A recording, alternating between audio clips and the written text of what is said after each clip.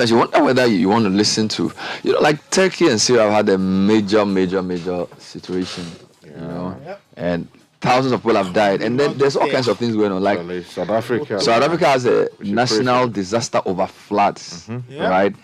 9 provinces have been flooded. New Zealand has been hit by a cyclone. Oh, Charlie. And people are sitting in boats and things. Global warming. Global warming. And then there's outbreak of Marburg virus in Equatorial Guinea. And then the US people too have gone to cut some balloon. That they say the Chinese people said the balloon went out. Of course, they shot the balloon down. Now they've rescued the balloon's part from the ocean. They are going to scrutinize the balloon well. Reverse engineering. Charlie. You know what exactly it was? Nigeria too has elections. How many balloons? And they said there's no 4 of them. Like 4, okay. And there's no currency in the system. They are going to vote in 2 weeks. Just everywhere you pass. Basa. Nyama.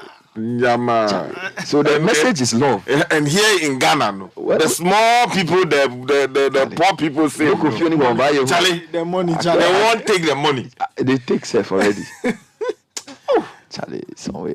But the whole story is that Ochame Kwame said, Bernard, if you want to solve Ghana's problem, love the country. He said somebody called him, and yesterday he was at the launch of the Heritage Month, and then we launched. There's a platform we call Make It Ghana. Okay. Now we are saying, if it's investment, make it Ghana. If it's film, make it Ghana. If it's music, make it Ghana. If it's food, make it Ghana. If it's tourism, make it Ghana. That's the whole story. And Ochame Kwame said the summary of the economic problem is just love Ghana. Just love Ghana. He said if you love Ghana, the love is unconditional. And he said he loves his wife and his children. So when he doesn't have money, they all take trotro together. He will sit in his car and they will take trotro. So he said the economic theory for the week is love Ghana. Love Ghana. Yeah, and I think it's good. No. I think that is deep. So eat Ghana rice. Yes. Wear Ghana suit. Wear Ghana shoe. Everything Ghana. I think it's powerful. Oh, no, it's very, very powerful. Yeah. So the newspaper review is on the theme Make It Ghana. And we are loving Ghana. That's why we are here. And it's brought to you by Total Energies. We've been in Ghana for many years. We are now in the CIMG Hall of Fame in terms of our petroleum company category.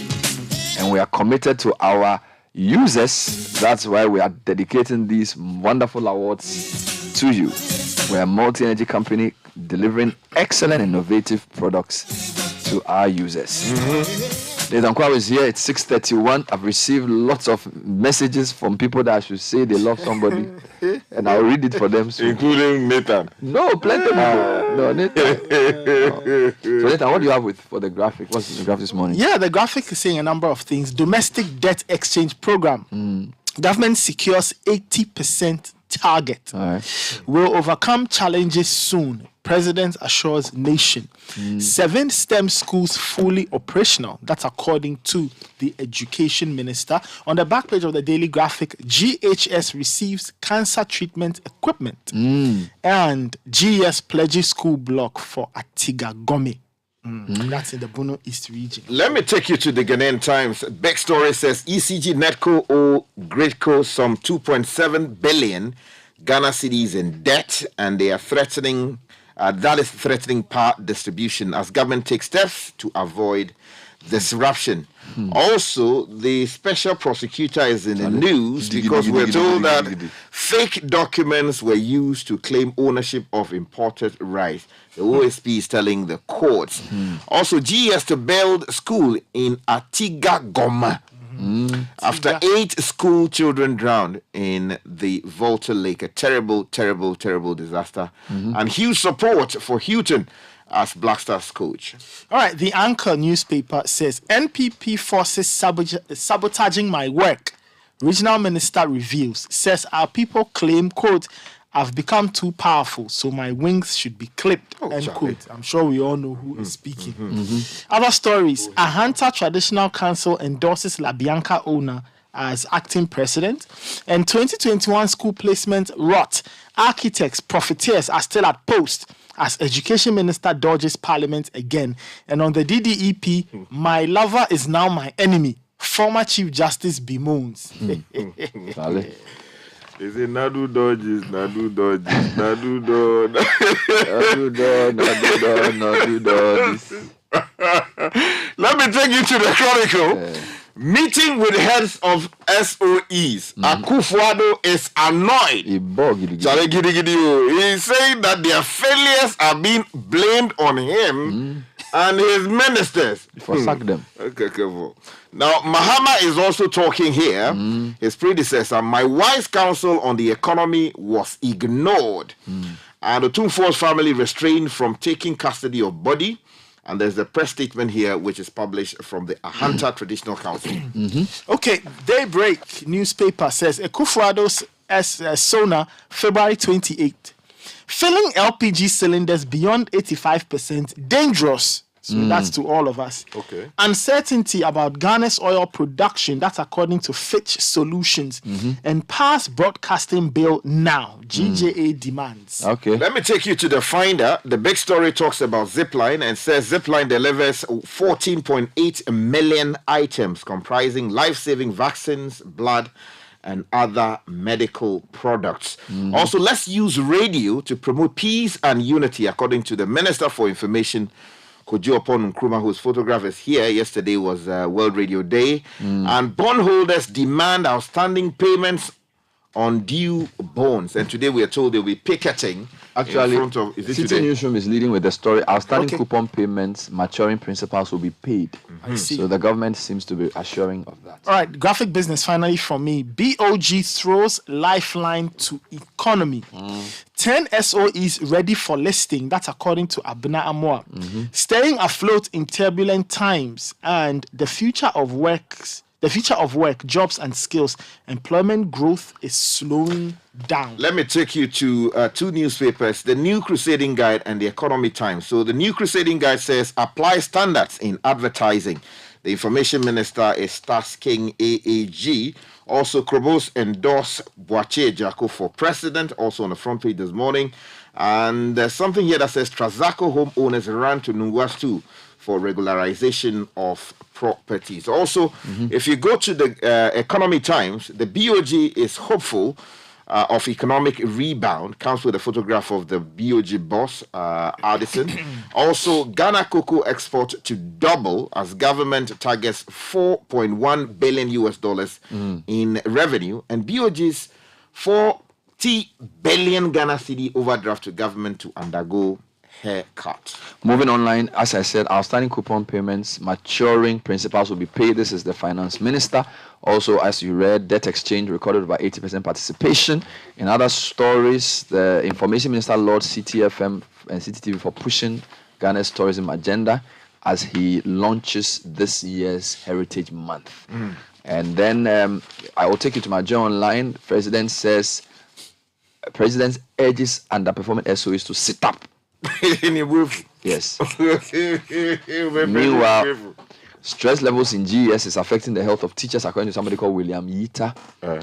And then buying bonds has become my biggest regret. Pensioner narrate ordeal. And Dr. Preku said, I would have sacked the finance minister or asked him to resign if I were president. The man is pissing in. Yes. Now, there's a story here that's like a continuation of yesterday's Herald front page. It says DDEP, Gabi versus Sophia. Akufu is a family affair, but we'll all get involved. Samuel George. All right, now, let me just run through a few. So, if you go to South Africa, News 24, state of disaster declared over flooding. As forecasters warn of more downpours, strain on requests. Now, South Africa has had doomsday like 100 days. Now they are flooding to top up the doomsday. So that's from News 24 in South Africa. If you go to the BBC, their lead stories from Equatorial Guinea. Equatorial Guinea confirms Marburg virus outbreak. 9 people suspected to have died from the virus, 16 others under quarantine. Now, apart from the flooding and the issues in South Africa with their power, Russian warship docks in South Africa ahead of joint drills. So they are doing their own The thing. BRICS people too. It's a long story. And then if you go to New Zealand, they are also being battered by cyclones. People don't know where to pass. There's also anger and chaos in Nigeria as people have run short of cash. Just everywhere. The world is in disorder. Nigeria, jaga. Meanwhile, US officials give details of object shot down. This is CNN. And then Suspect in Michigan State University shooting that killed 3 is dead, police say. So, almost every week somebody takes a gun in US and says, hey, shoots people. So students are seen fleeing in the video. Somebody pulls a gun and just shoots people. They don't want to do something about gun control. No, they say it's part of their right. Constitutional right. arms. They have a right People to are being bear killed. arms. Charlie. So the last man Can dies. you imagine? You might want to run there. Oh, Charlie, let me just talanku for let me talanku for Charlie like that. Oh, let me just No, wait. by the time boys will. No, I know. No lie. Charlie Massa. I met a Ghanaian who lives in one of the US states at Heritage. Situation. He was born in Ghana. He's lived his whole life, but he spent like 20 years in America. I said, Charlie, What do you consider the situation? I was like, Ghana is messed up, man. They said, but come to think of it, the US is also messed up. And then the guy, he watched me. I said, everywhere is messed up, man. Oh, Charlie, okay. Sorry, Charlie. Brother, let me take you to the president because he is not happy. So is Agbewashi. Charlie, also, we are being told. Yes. Now, the Chronicle comes with this story written by Maxwell Ofori. And I want to give him a list of SOEs that he must sack. Yes, correct. Since he's not happy, I'll give him a list. Now, the president, Nana Addo Dankwa Akufo-Addo, has bemoaned the convention of the president and sector ministers having to carry the cross Oh. of poor performing board chairpersons Oh. and heads of state entities. He appointed them. Now, according to him, managers of public entities could no longer be in the shadow, while those at the top Charlie? face the wrath of the aggrieved citizens. There's a direct quote here that says, board chairs and entity heads have for a long time been overlooked when blame is being apportioned for the downturn in Ghana's economic fortunes, with the flack going largely to sector ministers and to Mr. President. You can no longer stay in the shadows while others receive the backlash for the nation's current problem. Yes. Unquote, he said. We'll deal with this matter well. Yes. But Abena Amwa. Abena Amwa is the managing director of the Ghana Stock Exchange. 10 of them want to list. Yeah, she's saying that 10 SOEs have been prepared and they are ready for listing. Some are doing well. Yes. Now, Can you give me the names? but she didn't mention the names though. Abena. She didn't mention the names. Give us the apology. So 10 of them. Yes, she said that despite controlling about half of the country's assets, SOEs in Ghana have largely been a drain on the country's resources rather than being a tool for economic development. Now, there are 175 SOEs in all, and they contribute just 5% to the country's GDP. Now, the underperformance of these SOEs has largely been down, or is largely down to mismanagement, which has led to some legacy debts, which in turn has made it difficult for them to raise additional We capital. want to know the 10. We want the president to fire the ones who are not doing well. And we want listeners to tell us their top 3. That's good. So we'll come back to this issue. Let's come to she's the best person to tell us. we can find out. But let's stay with the economy because former President Mahama is saying that his wise counsel on how to fix the economy was rejected or ignored. This story is by Jennifer Ambule, and she says that the former President John Dramani Mahama has attacked President Akufo-Addo and his finance minister Ken Ofori-Atta for the nation's current economic difficulties. Now, according to the presumptive presidential candidate of the opposition National Democratic Congress, when he picked up signals of the economy running into a ditch, he advised the government on what to do, but it was taken with a pinch of salt. He claimed in a Facebook post last Friday that if the government had responded prior to prior pleas from him and other well-meaning Ghanaians for a national dialogue on the state of the economy, the current issues could have been avoided long. Let's go to the DDE. We are told 80% participation achieved. Yes, that's on the front page of the Daily Graphic, and it says the government has secured more than 80% of targeted participation in the DDEP. That's according to a source familiar with the process. According to the source, the Central Securities Depository was conducting the final reconciliation of the numbers to ensure that there was no double counting. The deadline for tendering existing bonds for new ones ended last Tuesday, February 7. However, some people encountered technical challenges while accessing the platform to tender for a swap. The government therefore provided an administrative window up until last Friday to enable such persons to tender.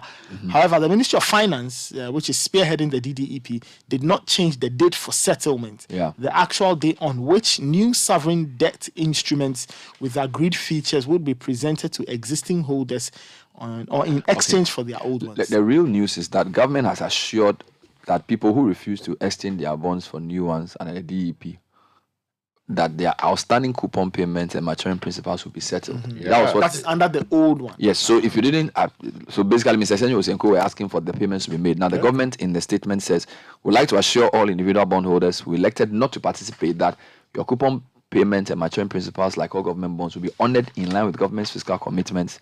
Government said in a statement issued by the Ministry of Finance on Tuesday. So that's today. Is that contractual obligation? Yes. So the government's DDEP officially closed on Friday, the 10th of February. So this is good news because, in fact, one other story there was that the individual bondholders were asking the government to honor outstanding payments on due bonds. And the minister, through the statement yesterday, said they will do so. In the meantime, the BOG is saying that they are hopeful of economic rebound. Elom Deseu, writing for his paper Economic Times, says that the Bank of Ghana is very optimistic that the economy will soon recover, as the government has spelled out measures that will put the fiscal situation on the path of consolidation. Now, according to the governor of the Bank of Ghana, Dr. Ernest Addison, the government's revenue enhanced measures such as the VAT should be revenue enhancement measures, so such as the VAT increase of the 2.5% that we saw in Parliament, the complete removal of benchmark values on imports, and the review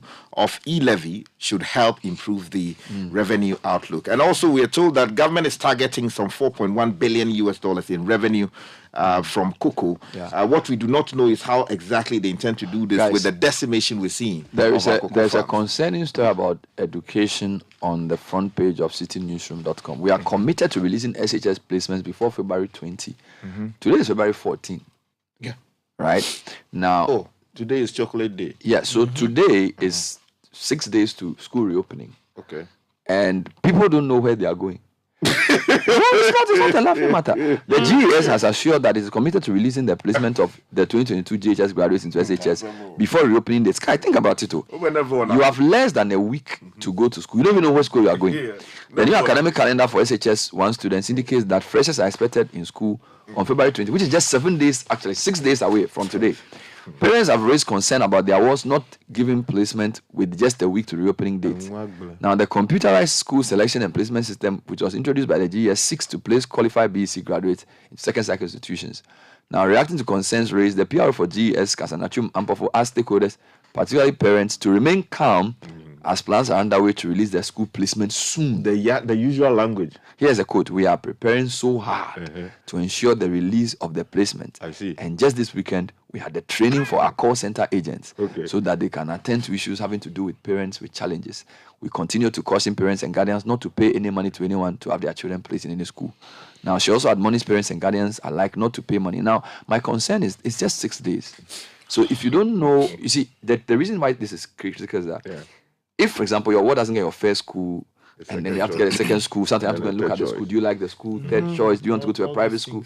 That whole thing will need more than a week. It's a huge hassle. So I don't know why the thing has delayed this year and what is going on. They have been busy blaming each other for the bribes that were allegedly taken to place students in one school or the other under the program.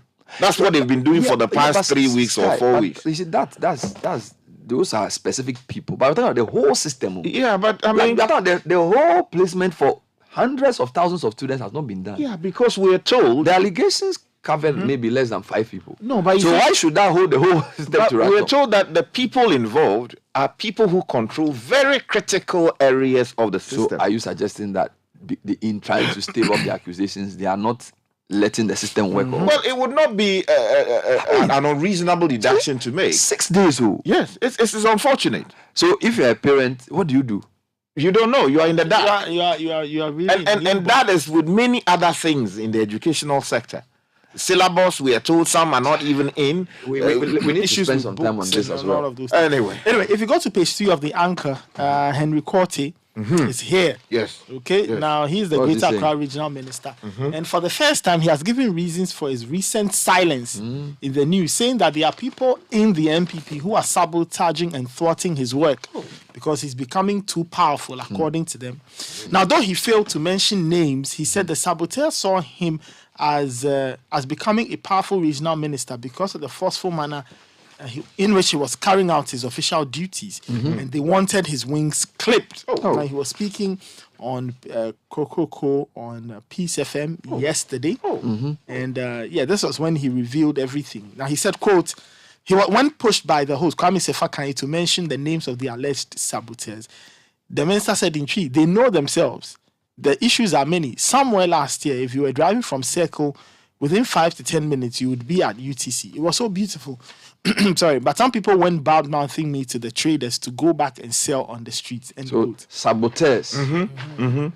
God will punish them. Now, let me take you to page 12 of the Ghanaian Times, because there's a story there that is disturbing. ECG, Netco, owe Greatco some 2.7 billion. Greatco says if you don't pay, the Charlie, thing will collapse. Charlie, the thing will spoil. And the story is by Clefe Ekufo, and it says that the chief executive officer of the Ghana Great Company, Mr. Ebenezer Kofi Ezieni, says two major power distribution companies in Ghana, the Electricity Company of Ghana and the Northern Electricity Distribution Company, NETCO, owed his outfit some 2.7 billion in Ghana cities. Now, situation, he said, was impeding operations of the company, especially in the areas of infrastructure development and efficacy of Gridco's operations. Now, he disclosed this in Accra on Monday when answering questions from journalists on its operations over the past. Meanwhile, the GJ is calling for the immediate passage of the broadcasting bill to sanitize the airwaves. GJ underscored the importance and role radio plays in peace and conflict resolution and asked that regulations, specifically the broadcasting bill, be urgently passed to prevent using radio as a tool for fomenting trouble. Yesterday was World Radio Day, and GJ called on broadcasters to be deliberate in their broadcast to promote peace rather than violence. Okay. Bernard, now talking about how we can do things Ghana. There's a story on page 14 of the Ghanaian Times that I want to bring to your attention, because we're told that farmers are lauding CRI for their new rice variety. We want to produce rice locally to feed the Ghanaian market. And the story by Kingsley E. Hope from Kumasi says that rice farmers in Nkawia and its environs have lauded the Crop Research Institute Empire Rice, a new variety for its tolerance to the dangerous rice yellow mottle virus. Now, the virus infects the rice plants through wounds and rice feeding vectors, thus affecting rice production in rice growing countries. Speaking of local things, we are told that this is a great variety. The 2023 edition of the Heritage Month, marked in the month of March, championed by Citi FM, Citi TV, was officially launched yesterday. The month-long celebration was launched at the forecourt of Citi TV at Tesson in Accra. Several dignitaries attended, including Information Minister Kojo Opon Kroma, CEO of National Film Authority Juliet Asante, CEO of the Ghana Tourism Authority Akwesi Ajiman, reps from the EU who are sponsors of the Heritage Month, and other people. Information Minister Kojo Opon Kroma lauded Citi FM for promoting domestic tourism. He says, quote, I want to commend you for doing this. It's exciting to see as we collectively strive to push tourism potential of the country. You are already pushing the domestic tourism agenda and not higher with the Heritage Month. My expectation is that a lot of our colleagues who watch and listen will take their loved ones to visit Ghana as you tour Ghana. I want to congratulate Citi and celebrate you as well.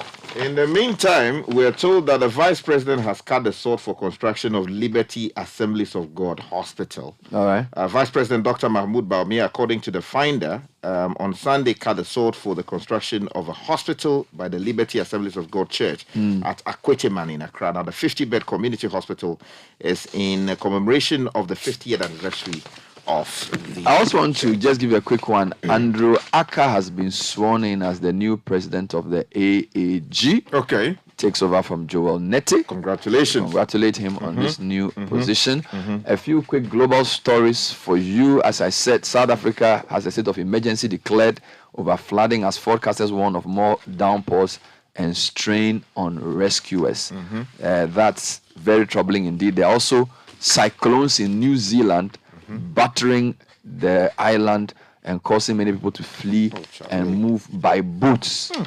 And then The latest shooting in the U.S., somebody entered the University of or Michigan State University and basically just unleashed hell. You know, killing 3 people so far. Charlie. It's the latest in a series of crazy shootings. Yeah, but South Africa, I mean, that's disturbing. 7 out of the 9 provinces. Charlie devastated. And while they're at it, the Russian warships have also docked there because they and the South African Navy are doing some joint operation. A Russian military freight docked in Cape Town Harbour on Monday ahead of a joint naval drill with South Africa and China. And the same day, the floods happened. Yes, Russia's consulate in Cape Town tweeted a photo of the battleship, the Admiral Gorshkov. The drill ran for 10 days, from 17 to 27 February. And they and the Chinese and Russians are working together. This thing is, the coincidences are somewhere. There has been some criticism that the exercise is not appropriate given that it coincides with the first anniversary of the Russia's invasion of Ukraine. But the Defense Ministry in South Africa has defended the planned drill, saying that South Africa has in the past hosted similar exercises with France, the US, and countries from NATO. Because recently, Turkey was doing something, EU something. Nigeria to Nigeria to the cash is finished. The Nigeria jaga. Yeah, the money finished. Yeah. Chief Odele, yes. I beg you. A plan to replace Nigeria's banknotes has led to anger and chaos. Yeah. People in Nigeria have taken to sleeping outside banks. They want to be among the first in line to get notes from the new Naira. No, Bernard, I think we have to do some Nigeria this morning because the situation there have you finished quenching your fire? Oh, no, Charlie, if we add Nigeria to our problems, we will not survive it all. So they said the design. This is the Citi Breakfast Show. The city's biggest conversation. Ghana must go back. You know, Papa, see that? And it's rickety car. Hey, Papa!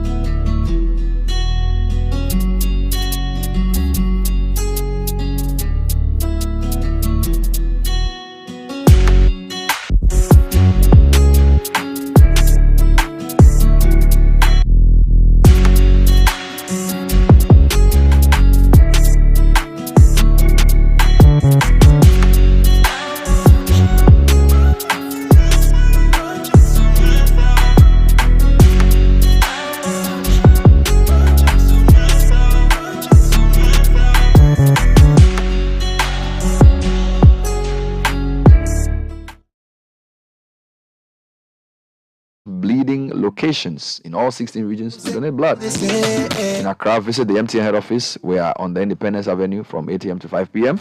Check our social media handles for the list of locations in other regions. Let's come together to donate blood to save lives. News also brought to us by Go, your OMC of choice. We now accept Momo for all your fuel purchases. Just remember to Momo it at Goil. You can also use your bank card or other bank cards to buy fuel at Goil. Visit any of our social media platforms for more information. Goil Good Energy.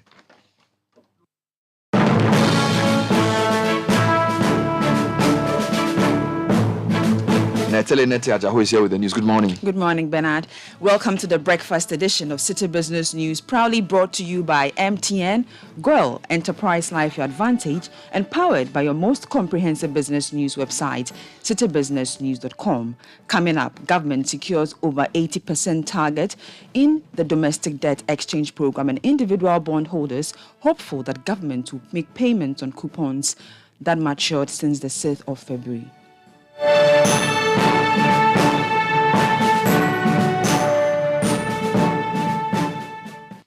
To our stories now, and government has announced that the domestic debt exchange program has officially closed with over 80% participation. This was announced in a statement issued by the Finance Ministry today. Government in a statement reiterated its stance that participation in the program was voluntary, as individual bondholders are free not to participate. It also assured bondholders who do not sign up for the program that it will be honored that it will honor its financial obligations to them. The debt restructuring program tagged as the domestic debt exchange program forms part of requirements of government's efforts to secure a 3 billion bailout package from the IMF. Meanwhile, the Individual Bondholders Forum is hopeful that governments will make payments on coupons and principal of bonds that matured since the 6th of February this year. This, according to the group, is predicted on the government's assurance that it will honor all coupon and principal payments owed to people who own bonds that haven't been tendered into the domestic debt exchange program. Convener of the forum, Senior Husi, who spoke to Citi Business News, stated that as the debt exchange program has come to an end, government now has a chance to rebuild investor and public confidence by making the payments by Friday, February 17th. The DD is now over. Tomorrow is the 14th. With it being the 14th, we expect government to make good on its obligations. The finance minister was categorical that he owes us a legal obligation. But beyond that, government has a policy stand that is going to honor all obligations of individual bondholders who do not participate in the DDE program. So that is the next phase of our advocacy. We trust the government to make good on its obligation. From tomorrow, after the settlement, it will know the number of people who did not tender in the bonds that matured on the 6th of February and those that coupons that were also matured as of today. Today, there were some coupons that matured. We just need our money. And I don't think it's a problem. I know they are aware. So this letter went in just to provide a reminder because we know that government is under a lot of pressure. So we're just reminding them to prepare the payment. Ideally, this payment should be done on the 15th. And we can also understand that there may be operational issues. We have recommended a certain leeway up to the 17th, and we are hopeful that government would take advantage of this opportunity to re-inject confidence in government and in the financial system. Senior Husi is the convener of the Individual Bondholders Forum. As we celebrate Chocolate Day today, Cocoa Board is urging the public to actively purchase the products in a bid to revamp the economy. The day has been set aside as part of efforts towards boosting the consumption of cocoa and its products locally. Speaking to Citi Business News, Head of Public Affairs of Cocoa Board, Fifi Boafo, also urged the public to use the day as it coincides with Valentine's Day as an opportunity to show love by giving out chocolate and its products. What we expect of every Ghanaian as we celebrate the chocolate week and the climax, which is on the 4th, is that if you are giving out a gift and that gift package you are sending out does not include a chocolate or a chocolate product, that gift is incomplete. And you only make the gift complete only when you add a chocolate product. Do not use price increase as a justification because the other products you buy from the market equally have seen some price increase. So by saying that, oh, I'm not buying chocolate because it has seen a price increase, it is not justification. And do bear in mind that when you buy the made in Ghana chocolate, 1, you are creating jobs, 2, you are developing the economy, and 3, Ghana boasts of the best cocoa. So chocolate products made in Ghana is made out of the best cocoa in the world. So you are guaranteed the very best. So go out there, buy it, enjoy it, and share it with friends. And it's a season where we are spreading love. And there's no better way of spreading love than giving out aid in Ghana chocolate. Fifi Boafo is the Head of Public Affairs of the Ghana Cocoa Board. The Ghana Grade Company Limited, GradeCo, has issued concerns that it is losing significant amount of money due to the activities of illegal miners. According to the CEO of GradeCo, Ebenezer Isinyi, it has become rampant for illegal miners to dig for gold under the tar lines. He lamented that this destroys the lines and replaces the destroyed towers cost the company thousands of cedis. He also stated that the Galamsey operators also steal most of their steel used for operating in their works. Galamsey, I don't know whether the gold has started to normally form around the base of our towers. It's becoming a problem for us where Galamseyers consciously dig under our lines. There are challenges where we needed to go and relocate the tower at an additional cost. The one that was there was working so well, but the line guys will come and tell us that tower is collapsing because, or some of the steel members have been removed by the galamseyers, because I understand they use it to do whatever in their tunnels. I've never been to any of the tunnels, so I don't know how they do it, but that's what I understand. These are things that we need to let our brothers and sisters appreciate, that this infrastructure are there for our collective good, and we need to protect them. Occasionally, as a power system, we normally have some challenges. Normally, when you see the lines, you don't see the fire on them, but they are extremely dangerous. Extremely. They are quiet, but they are extremely dangerous. And therefore, when we make the case that, look, we need to stay off the right of way because of challenges. Ebenezer Isenyi is the Chief Executive Officer of the Ghana Grid Company Limited, GridCo. Award-winning real estate market leader Indigo Homes has reiterated its commitment to develop quality home solutions that serve the needs of Ghanaians. This, according to the company, is part of efforts to help curb the housing deficit in the country. Addressing the media during a site tour at the residential development in Oyarifa Park and Ayi Mensa Park, founder and CEO of Black Ivy, the parent company of Indigo Homes, Cheryl Mills, said her company is committed to building communities in the country that are secure, vibrant, and a joy to live in. Ghana was indeed our first country of choice. We actually went and traveled and visited 9 different countries and ultimately determined the first place we wanted to orient ourselves was here in Ghana for a whole host of reasons. And not just because the people are fabulous, but I will acknowledge that had a little bit to do with it. People were incredibly welcoming and friendly. There was a deep connection from my perspective with both African Americans and the U.S. And that mattered to me. It mattered to me to be in a place where I felt like the opportunity to bring the best of a collaboration could be found, and that was here in Ghana. We have since grown, and we are also now in Tanzania and Kenya. But here we've been building homes because one of the things we learned when we came is that there was a gap in the number of homes that were being provided. And obviously a lot of that gap is at a market that we are not yet at, but we are looking to be able to serve as well. So our ultimate goal was first to be able to establish that we were a brand that people could trust. And building trust was hard. It really meant for those first few years we needed to build our development and have impeccable quality. And also some of the things that we wanted to see that were different. How do we build community? When we first started, we said we weren't going to have gates, and everybody was like shocked. No gates, are you kidding? That was the founder and CEO of Black Ivy, parent company of Indigo Homes, Cheryl Mills. Now on the interbank foreign exchange market, where banks trade amongst themselves, the dollar remained unchanged and is selling at 10 cedis 80 pesos. The British pound also remained unchanged and is selling at 13 cedis 1 peso. The euro also remained unchanged and is selling at 11 cedis 5 pesos. However, at some forex bureaus in the capital, the dollar is selling for 12 cedis 35 pesos, while the British pound is selling for 15 cedis 10 pesos and the euro for 13 cedis 20 pesos. Let's now join Mark Jordan Sikanati of DataBank for updates on the bonds market.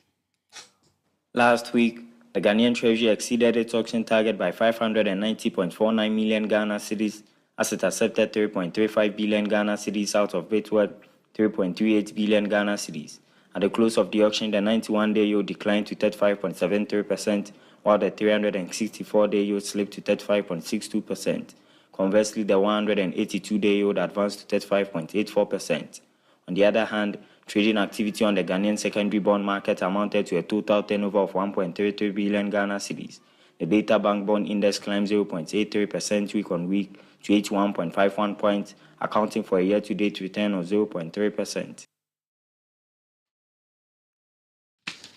That was Mark Jordan Sikanate of DataBank, and that does it for the breakfast edition of Citi Business News, proudly brought to you by MTN, Girl, Enterprise Life, Your Advantage, and powered by citibusinessnews.com. My name is Netilinete Ajaho. Have a good morning. I nearly gave up on driving out of frustration. What hadn't I done? Purging, replacing electrical parts, changing my fuel pump, and still, the engine noise in my car won't stop. Then I met this guy who said I should try Goil Fuel. By the way, my name is Thomas. I did try Goil Super XP Ron 95. Now my car is renewed. Yankonkwa! Goil stocks only higher grade fuels, further enriched with XP3 multifunctional enhancer, more efficient, eco-friendly, and at no extra cost. Available at every Goil station. Ajibebia. Goil Super XP Ron 95 and Diesel XP. Higher grade fuels, excellent for modern engines and all vehicles. Goil, good energy. Yeah, yeah, Isn't life wonderful when everything worth doing is scheduled? Hitting the stop button on your alarm just in time for your morning jog. That happy moment listening to your baby's heartbeat at the doctor's office. Or an arranged virtual meeting with that big client. Buy airtime ahead of time with scheduled airtime service on MTN Momo. You can schedule your airtime purchase of any amount daily, weekly, or monthly by dialing *170# option 3 and follow the process. Or simply dial *170 *311# for a superb airtime purchase experience. You enjoy 100% bonus airtime anytime you recharge yourself with MTN Momo. Keep on talking with that 100% feeling. So, what are we doing today? MTN. Join the conversation on the Citi Breakfast Show on Facebook at facebook.com/Citi97.3, Twitter at twitter.com/Citi973, and Instagram at instagram.com/Citi973 with the hashtag CitiCBS. This is the Citi Breakfast Show, the city's biggest conversation.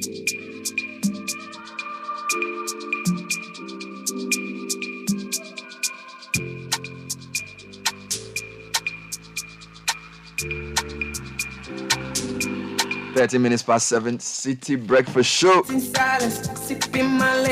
I'm getting some very interesting votes for state agencies that are doing well. Some votes about the ones that are not doing well as well. Don't forget, the president was speaking recently and says board chairmen and CEOs of SOEs must also step up and essentially sit up because they deliver. And I tend to agree that SOEs are really more important than things. So, for example, take an agency like the NHI, National Health Insurance Authority, or the NI. These are very important state agencies, and whatever they do will determine the success or failure of major government policy. So I think we should highlight them more and also talk about the ones that do well so they can do better, and the ones that don't do well, we should call them out for the incompetent CEOs that they are. But of course, this is very subjective, right? There are rankings that are put in place by the SIGA. We'll probably find out what their own rankings say about financial performance. But what's been your own customer service interaction with these SOEs? Well, yesterday, we can say 3 of them were highlighted during our Make It Ghana campaign under the Heritage Month. So you can say the National Film Authority, the Ghana Tourism Authority, the Ghana Investment Promotion Center. These agencies, in my view, are quite dynamic in what they are trying to do. They are very vibrant CEOs and they are working, right? I think that GEPA is also working very hard, and a few more we could mention. But there are some too who are not doing well at all. And a lot of times we focus on ministers, MPs, and high-level appointees, whereas the agencies are the ones supposed to deliver the development. So we'll look at that on the show today. Also, schools are supposed to reopen on, or Form 1s are supposed to go to school on the 20th of February. Today is the 14th. The school placement has still not been done. This is interesting, and I say this because my batch of students were the first batch of students to actually use the placement system. Are you serious? Yes, like we're the first batch. So there was a lot of uncertainty. What year is this? This was 2005.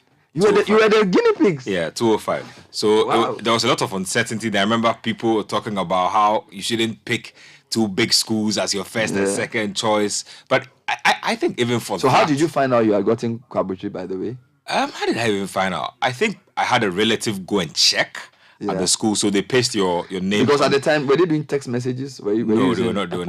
So they go and paste the names on the school. Yeah, they pasted the names on the school administration notice board. You go and check, and then you find out about your prospectus and stuff like that. Did they give you the course you wanted? Yes, they did. They gave me the course I wanted. I mean, I think my BC was pretty good, so I pretty much sailed through. But for a lot of people, there was a lot of skepticism about not getting your first choice, and that's what you were talking about. I was listening when I was coming here. Look, you need time to be able to sift through these things. If first choice doesn't work, second choice, third choice, if you used to pass on private school, you need time to sort out. And then there's something else on the schools I want to add before you go. So here somebody says, Bernard, there's a big issue in our SHSs.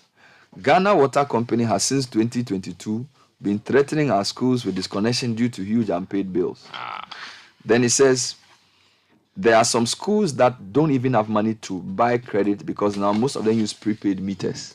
And sometimes headmasters have to buy from their own pocket so the students can study for a few hours. Oh, the truth is that if we are being honest, high schools in Ghana are working a lot of miracles to actually stay afloat. Yes. I mean, what we don't report, right? If you want to gather what we don't report, it's probably even more than what we report. And these days, I realize there's a food shortage every 3 months. Yes, and I'm told that some of the secondary schools owe as much as 2.5 million cedis in electricity bills. And so they are all being forced to use prepaid meters. Now, if a secondary school owes 2 million cedis, imagine what that means for Greco and Ghana ECG.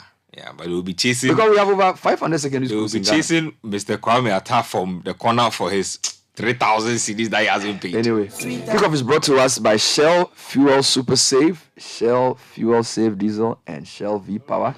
Fuel designed to last longer.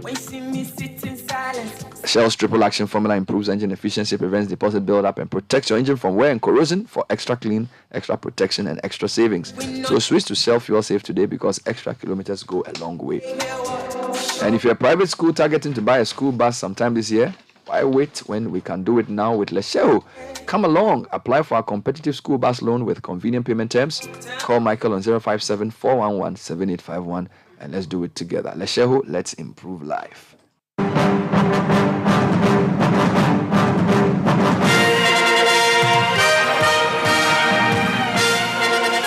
Yes, Benjamin will take it up. Let's get into the headlines. And Sports Minister Mustafa Yusuf displeased with progress of work on youth resource centers. The Champions League returns tonight with a big clash in the round of 16 between PSG and Bayern Munich. And in the EPL, Cody Gakpo, he scored his first Liverpool goal as the Reds beat rivals Everton in the Merseyside derby.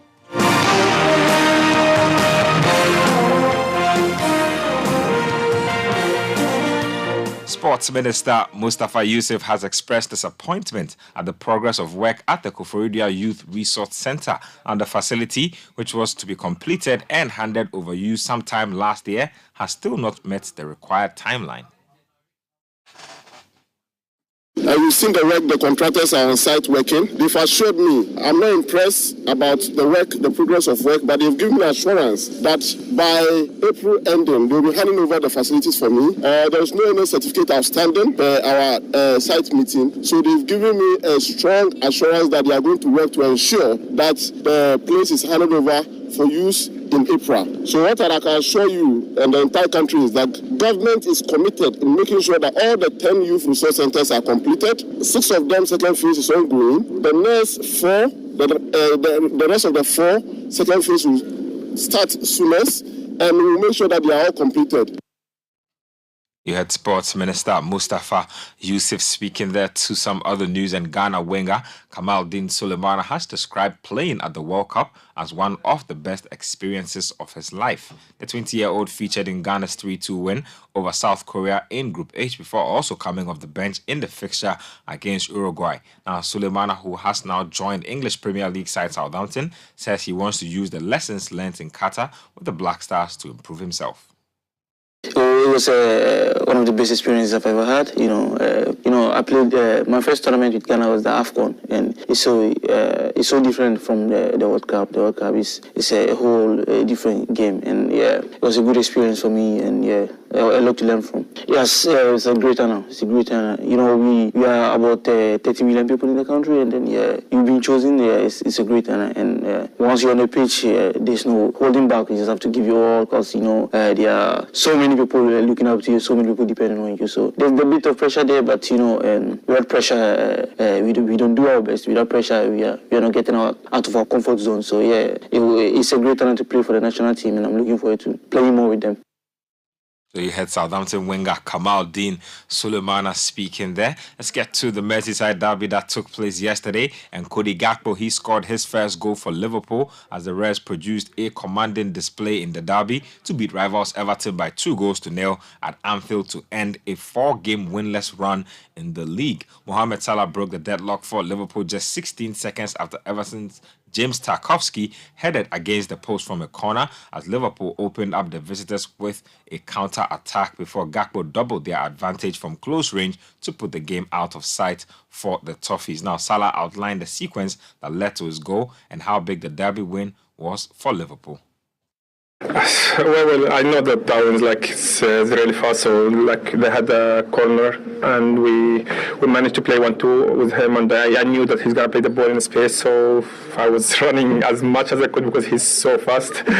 So we managed to win the game, and that's the most important thing. It's big, it's huge for us. I think we had a perfect week, to be fair, to train, and the players were so excited, and we couldn't wait for the game to turn everything around. Hopefully that's a start. Let's move on to some other stuff. And Tottenham are facing an injury crisis ahead of a crucial run of fixtures, with Rodrigo Bentancur set to undergo ACL surgery that will keep him out for the rest of the season. Now, Bentancur opened the scoring for Spurs, but was forced off after 65 minutes during what turned out to be a miserable day for the North London side, who lost by 4-1 at the King Power Stadium. It has now been confirmed that the midfielder will undergo surgery on his knee injury, which will have him sidelined for the remainder of the campaign. Now, his Bentancur's injury comes at a bad time for Spurs, who are already without the injured Yves Bissouma and suspended Pierre-Emerick Højbjerg for today's Champions League last 16 tie against AC Milan. And talking about the Champions League, let's get fully into it.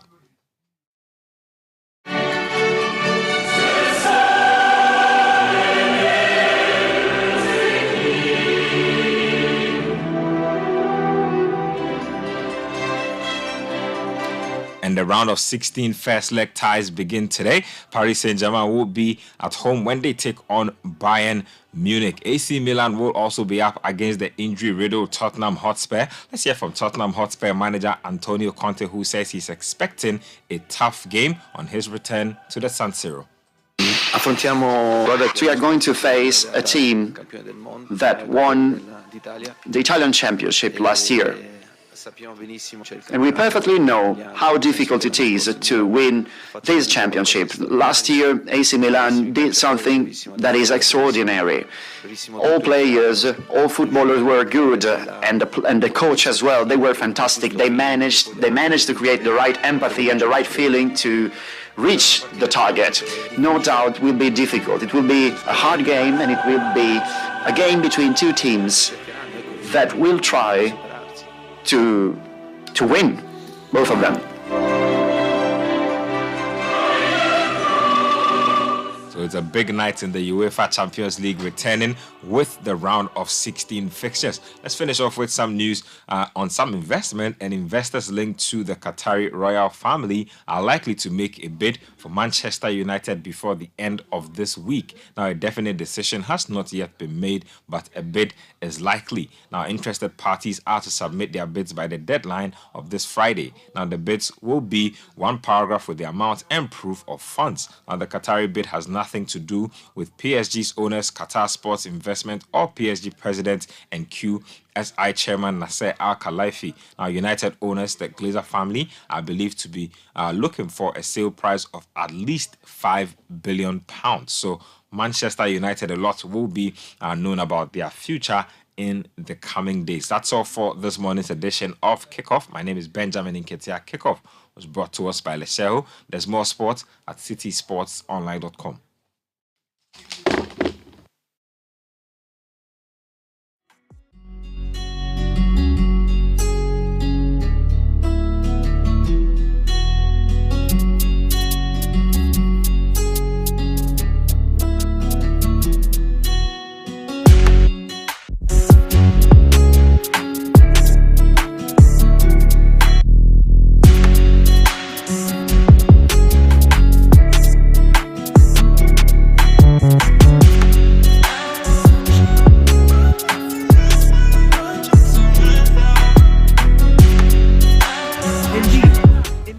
day at Asisewa is no fiction.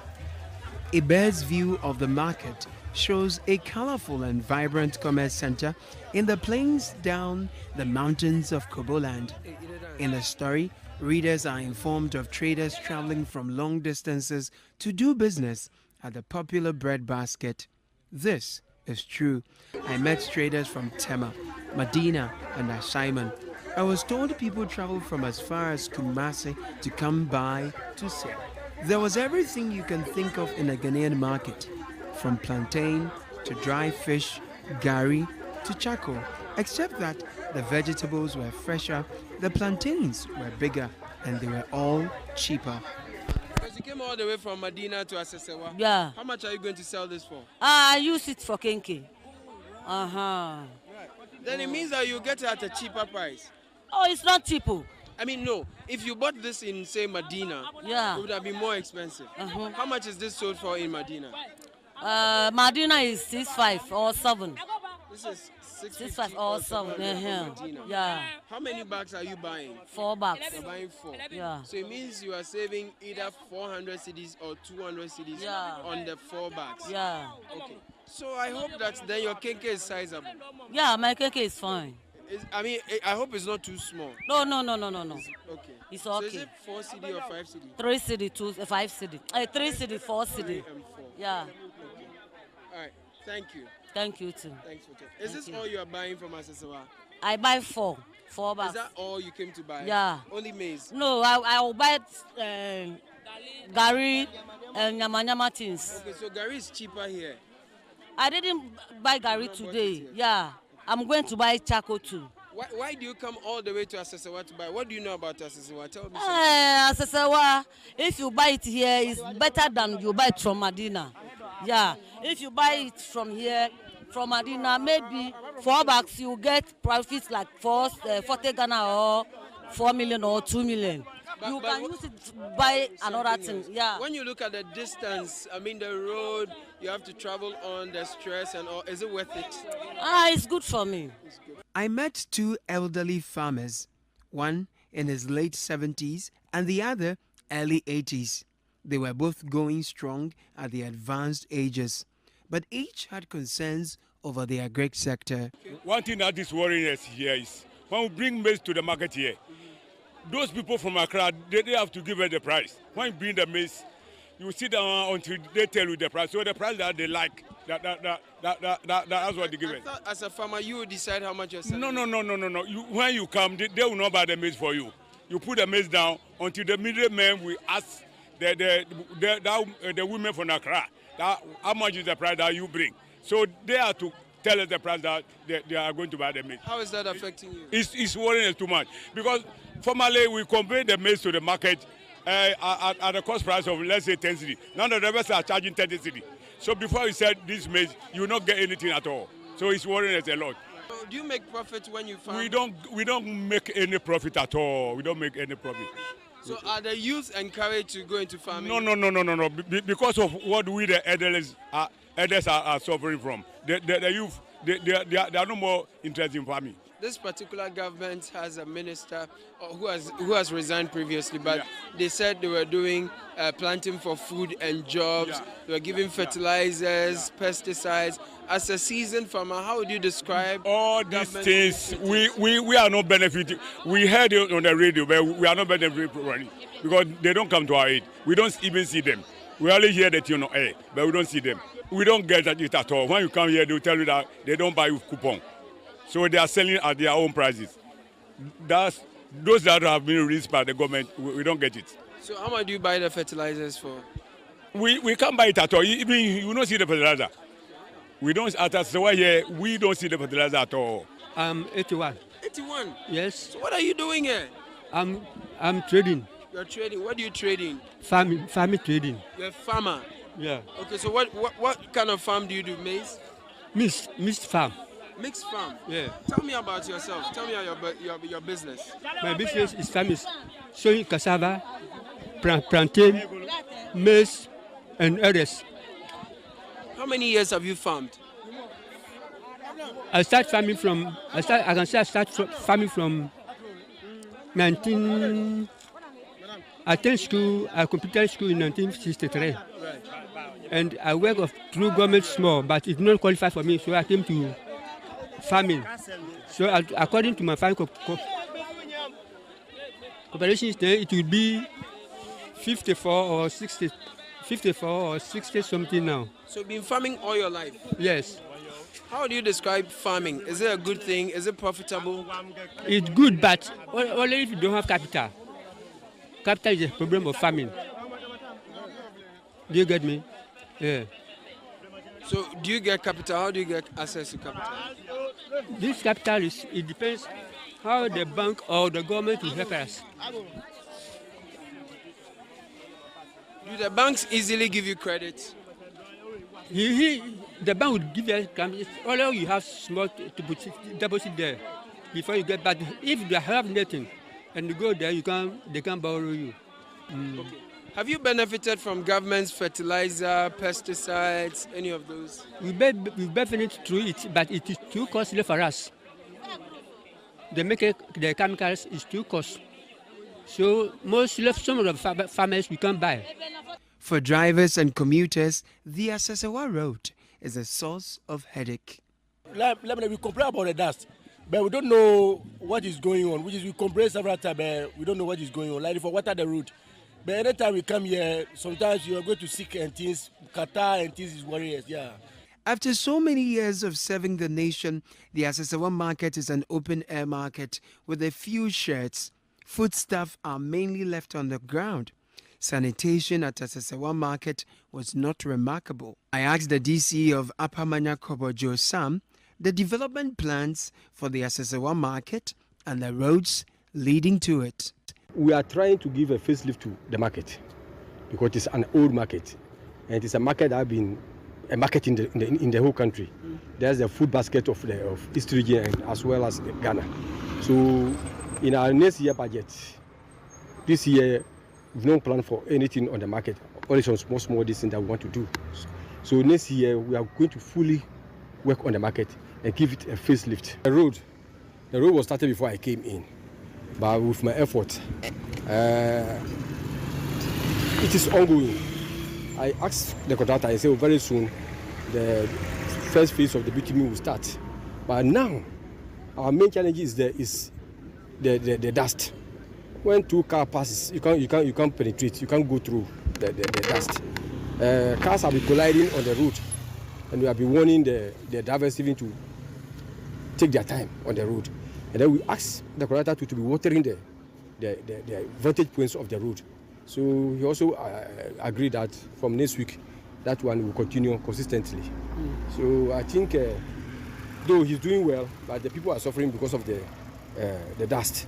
And very soon that thing will also die down. From Asasewa in the Upper Manya Kobo district in the eastern region, I am Caleb Kuda for Citi News.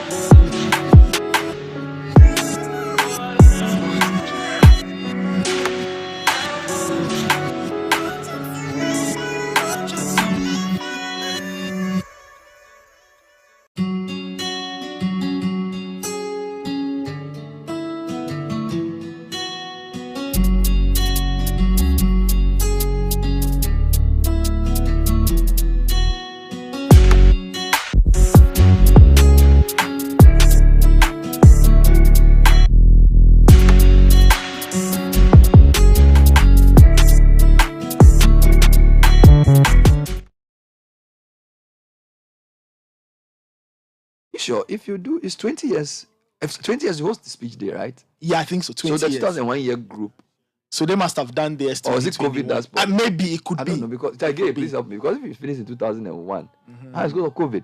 Yeah, I'm sure COVID messed up everything. So they are back. So they are Godfred's mates. In 2001. Godfred, when did you finish prep? 2001. Probably. It's very likely. Well, the message basically said that they did what do you call it? A speech and prize giving day over the weekend. Yes, that is true. They've done that. But you see, the tradition is that some schools is 20 years after. So your year group will host the speech. They say 20 years after you leave. Some 25. But for more Bernard, they say it could just be that maybe when it got to their time, COVID. Yes. Yeah. So I'm getting info that COVID caused the lag. So a 2-year lag. I want to also commend I want to commend the old boys and old girls, because ask any head teacher today the role of old boys and girls, and they will tell you that without those people they couldn't run the schools. Because even though their roles are not necessarily fully formalized, some of them are formal, some are not. I think a lot. I think old boys, Ghana, we have some things that we don't value until we lose it. In the US, they are not very strong with their secondary school old boys. US is just university. But in Ghana, it's secondary school.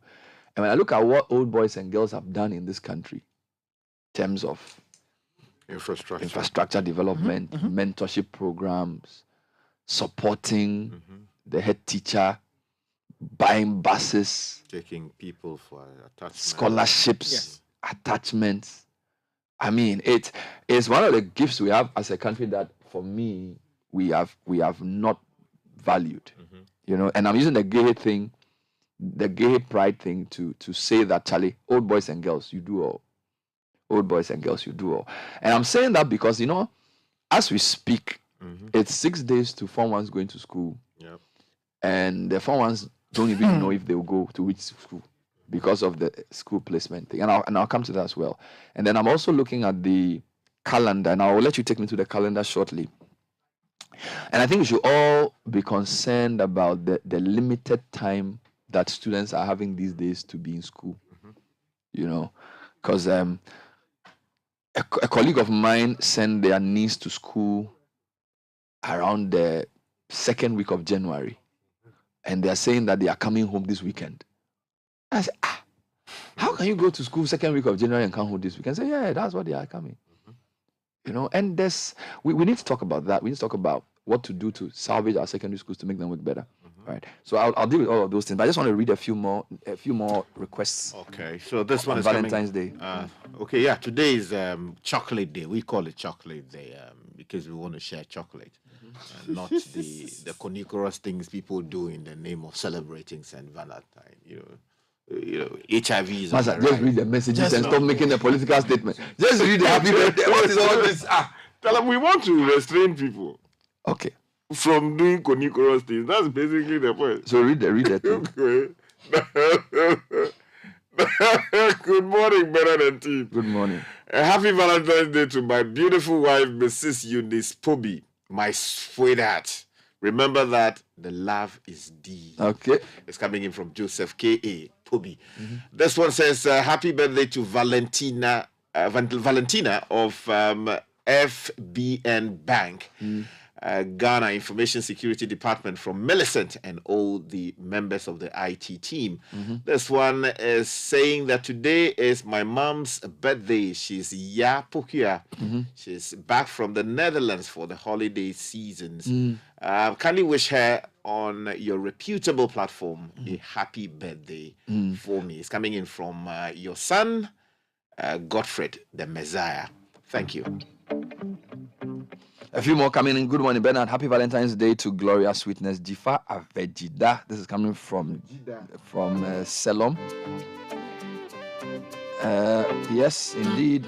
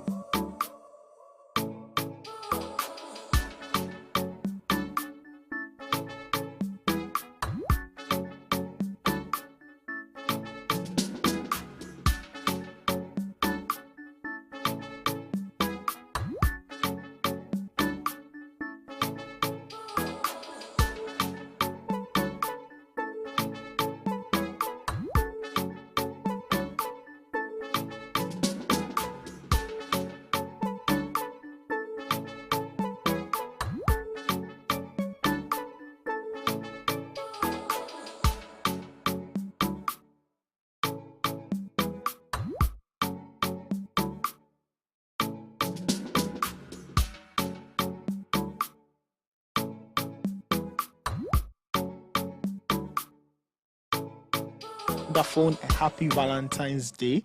Please tell him at the Phelan Pass, and he should enjoy his day. That's coming from the sender is Dr. Baby. I'm sure Kweku Bentum, who knows Dr. Baby. Coded messages. Yeah. Dr. Baby, I beg you, if you want to send Kweku something, send him a caveman watch. It's a timeless gift, and it's a global standard luxury wristwatch made right here in Ghana for that special somebody with their name customized in it. You can visit at Caveman Watches on all platforms, and until February 15, Caveman is giving an amazing 50% discount on the cost of customizing a name inside any of their exquisite luxury watches. Or you can go to their showroom and factory on their Ghana Road adjacent the new AstroTurf to place an order, or even go through the process of making your own bespoke luxury watch right here in Ghana. Mention the code FB23 to redeem your discount. You can call 0557 516 744 or visit cavemanwatches.com. Caveman Watches, be remembered.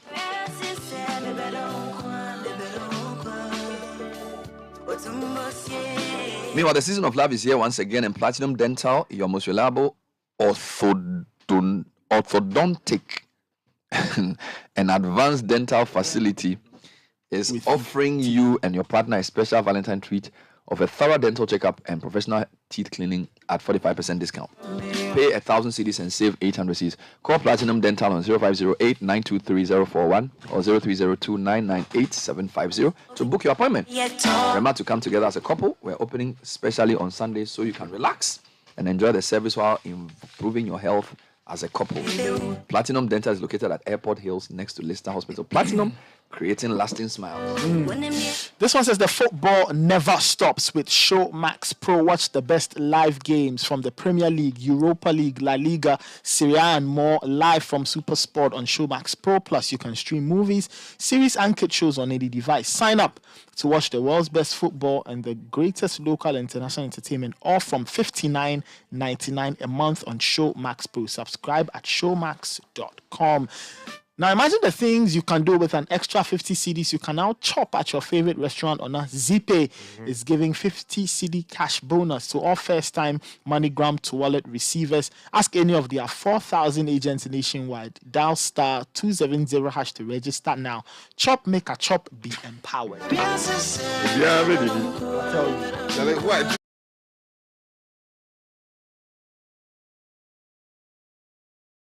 It keeps pouring in. Okay. Before we get into that quickly, since we are talking education and going back to school, Prospectus Ghana, for those who have themselves sorted, you need to jump onto their new short code star 447 star 899 hash to make installment payments towards items required for your ward school admission. It's safe and convenient, so use it.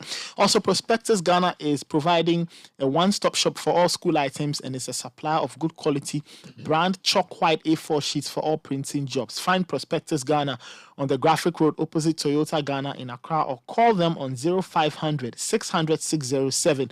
Prospectus Ghana, your one-stop shop for all school items and stationery. I'll be focusing on education briefly, but I want to just tell you about entrepreneurship in a second. If an entrepreneur in the formal or informal sector, aged between 16 and 55, you're looking for a chance to fund and grow your business, say no more. I'm Investable is here to make your dream come true. Join I'm Investable Business Initiative now and receive up to 50,000 cedi grant, mentorship and support to grow your business. To participate, send a summary of 250 words about your business or a 2-minute video of yourself telling us why your business is viable and investable. Processing fee applies. Go to iaminvestable.com for more details. Investable, empowering innovative business for growth. And Crystal Ball is happening this Thursday, just when businesses in Africa were gearing up for growth. After COVID, another crisis set in: global inflation, sovereign debt, currency fluctuations, and more. Now we are faced with a global recession. But there's hope. If you want deeper insights for the 2023 year and beyond, this is the time to be part of Crystal Ball. It's on Thursday, the 16th of February, at Labadi Beach Hotel, Accra. It's on the theme Africa's New Blue Ocean, Opportunities in a Volatile World. Go to crystalballafrica.com. Crystal Ball Africa, powered by AB and David Africa.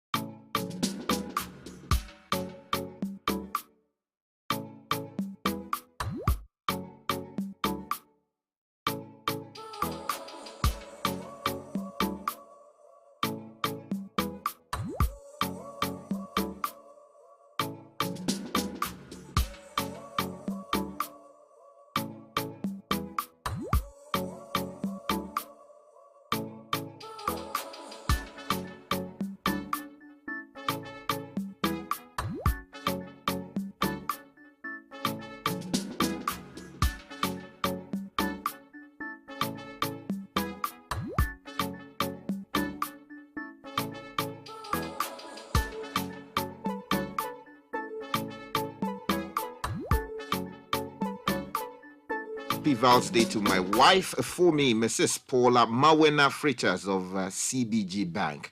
I love you plenty. This one says, happy blessed birthday to you, Mr. Andrews John Aqua, who is the head of records at the Public Services Commission. Grow gracefully in the years ahead, and thank you so much for your friendship. Cheers to a beautiful day. Hope you enjoy the Banku and Okru. Charlie be like brother sense of Banku and Okru to the man. Bridget Senam Ade of the Public Services Commission sending that one in. More comments coming in. This one says, good morning, Bernard and team. Happy Valentine's Day to the love of my life. Koku of Victory Presby. You bring so much joy, laughter, and love into my world.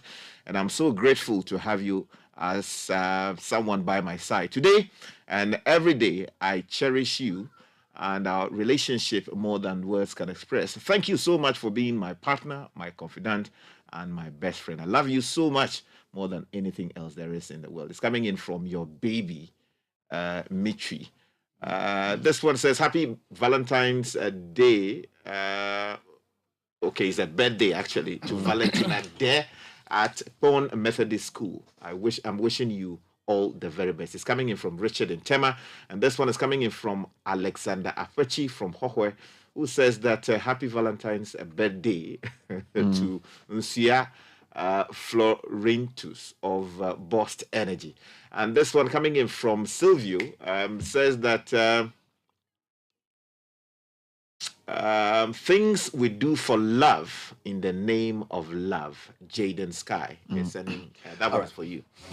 Speaking of Wesley girls and their speech day, I want to say good morning to two girls who have both been on this show. So I say Nedi Esitamaklo was the runner-up, I think 2 or 3 years ago in the literacy challenge. Okay.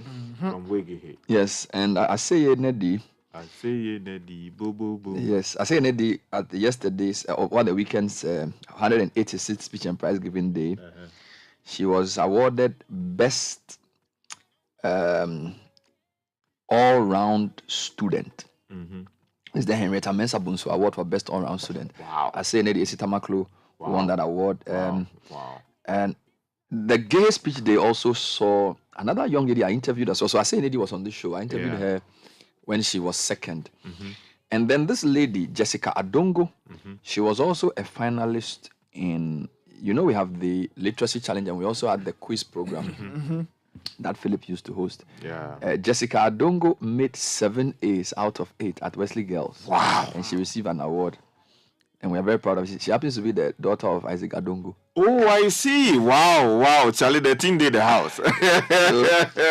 And what I've noticed is that a lot of the people who do well in the literacy challenge, they end up excelling in whatever school they go to. And I really want to commend them for maintaining the levels of academic excellence. They rigor.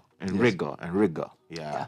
I just wanted to say a couple of things about education, and I feel like, if I'm not making sense, help me. So I feel like there's a certain silent, and I think Godfrey mentioned this on Friday, parents are concerned about many things in secondary schools, and a lot of them are checking out of the system. But for those who can't check out, they are having to live with many uncertainties. So it's 6 days to school reopening, and we don't have the placements out.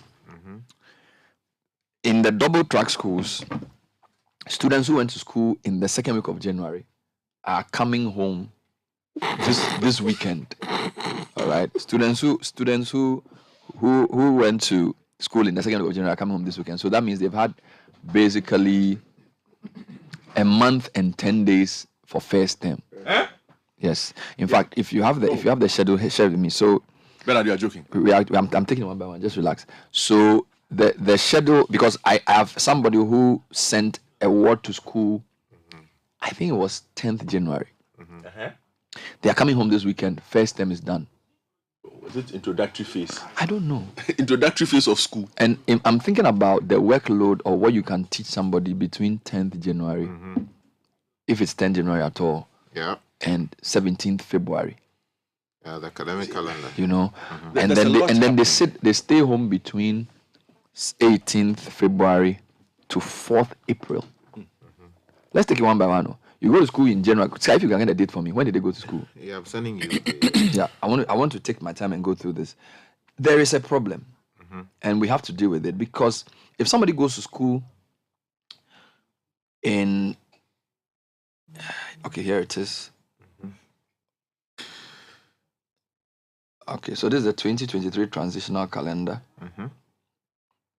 And I'm for the double track schools. So, for instance, the transitional calendar for SHS 3, people went to school on the 9th of January, and they expected back home on the 17th of February, right? Yes. So a Form 3 person has WASI this year. So 9 January to 17 February is 1 month, 1 week.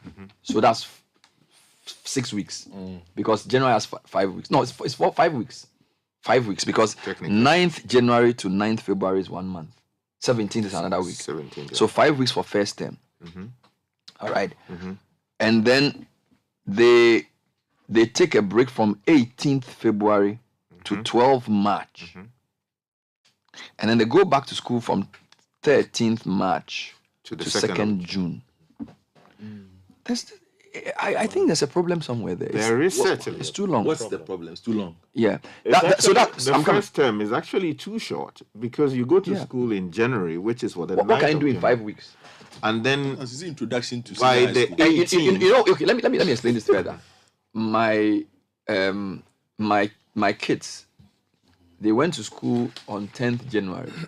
They are writing midterm exams this week. So this is midterms. So this is the middle of the term. Yeah.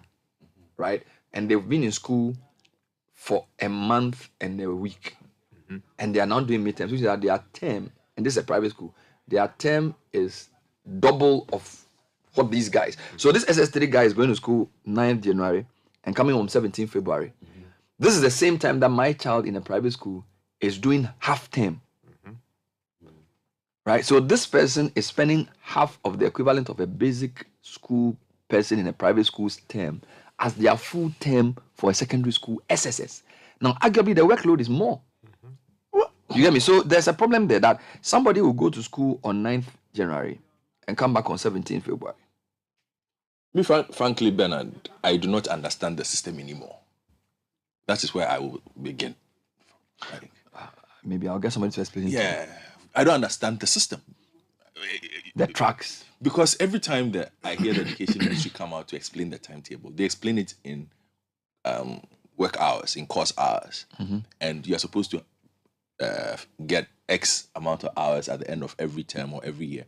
And the way they work it out, by the time they are done explaining it to you, they get the required number of hours, they are supposed to get.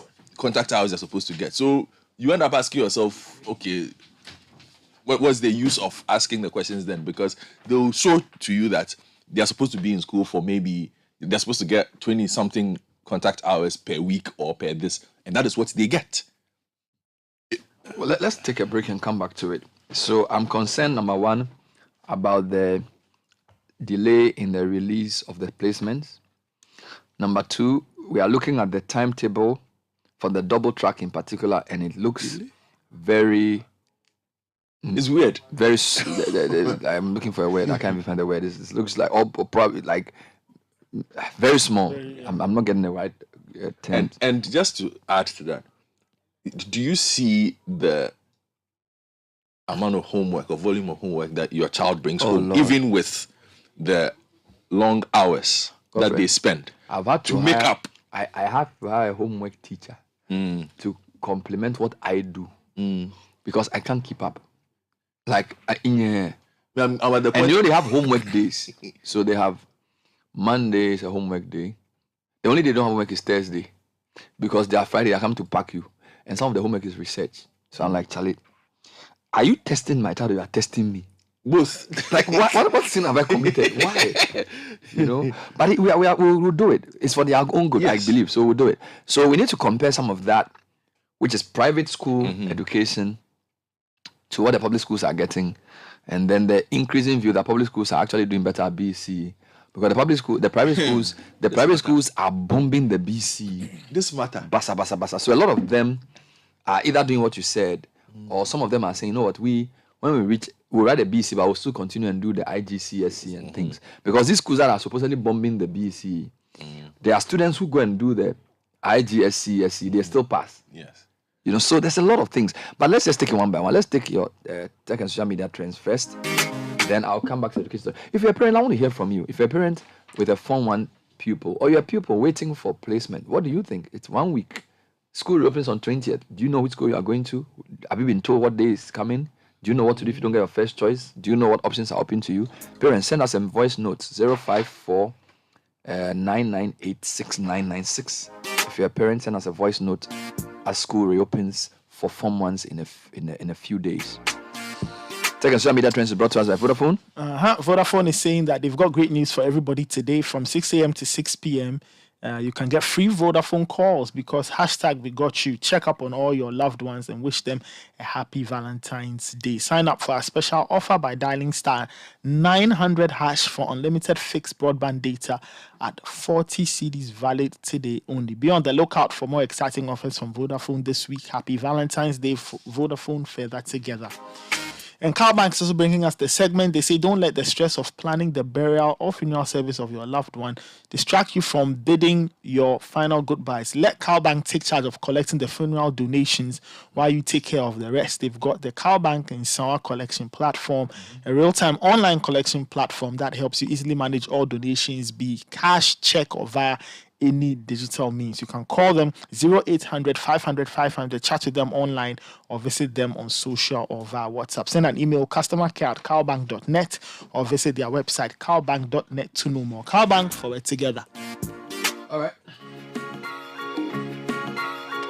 We'll get you into the trends next. Nathan has the segment. Okay, all right. So several things trending. Still, Christian Achu is trending. Just tells you how many people are concerned. Any news on him? No, not yet. Not yet. We are hoping that we'll get some positive news in a bit.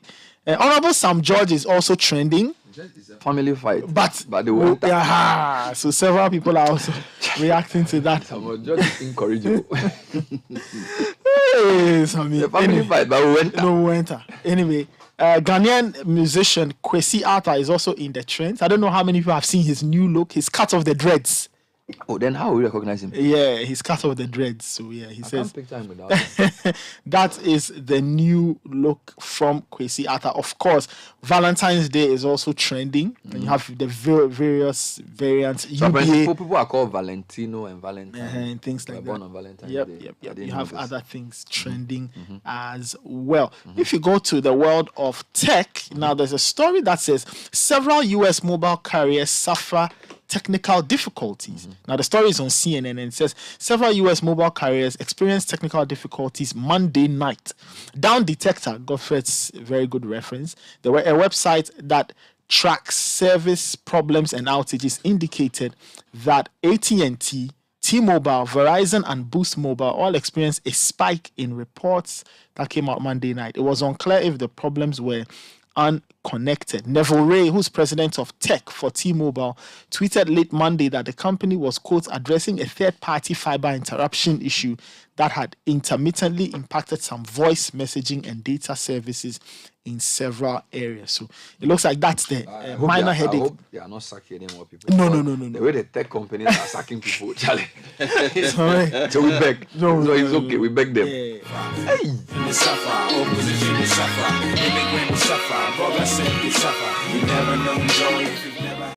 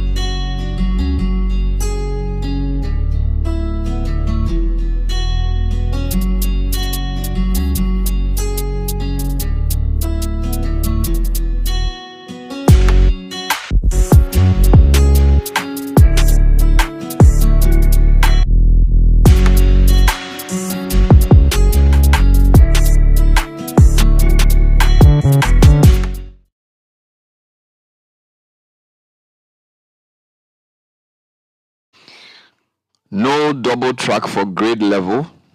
However, only 2-year groups of the 3 cohorts of students are in school at any period in time for the 2023 year.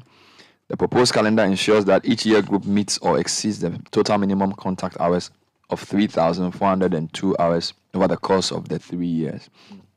Then the transitional calendar is given. First semester, starting with Form 3, they go to school from January to February. They take a break, come back, go to school in March, end in May, early June. They take a break and then go to school in June and end in September. So their third term is much, much longer than their first term. So they have a very short first term. SHS2s have a much longer first term. They start in January into early March, take a break, go back middle of April, and they have a short second term. So I feel everybody's taking a haircut. The Form 3s, their haircut is the first term, but the second and third terms are much longer. The Form 2s, their first term and their third terms are longer. Their second terms are very short. And then the Form 1s, their first term and third term is long. Their second term is much shorter. So that everybody has sacrificed something. So, for example, if you got SHS 1, their second term is between 19 June. Now they call them even semesters, no longer terms, right? They call it a semester, so it's a bit confusing me. But basically, Form 3s will have a short first term. Form 2s have a short second term, and Form 1s have a short second term. But everybody has 2 longer terms. And from the calculations they make, Form 1s will have 34 weeks of school with 1,360 contact hours, which doesn't look bad. Were it just not for the lack of sort of sameness in the length of the terms. 1,360 hours. So if I will ask the educationists what that means, 34 weeks seems pretty long. But my observation about the first term for the Form 3s is that, as I said, my kids went to school early January. I think they went to school on the first week of January or so. And their midterms is on Wednesday, which is February 15th. So they would have done almost a month and a half before midterms. And then they'll do another month and a half. So it's like 3 months for first term. Yet the SH3s have a shorter first term. I'm sure there will be an explanation for Yes, this. so basically, this is what the GS is calling a transitional calendar. Okay. According to the information that is available, it says that it's been published and it's been scheduled in such a way that there are 2 cohorts of students in school at any given time for the double track schools. Now, according to the Deputy Director General of the GS in charge of quality and access, Dr. Kwabena Bempatando.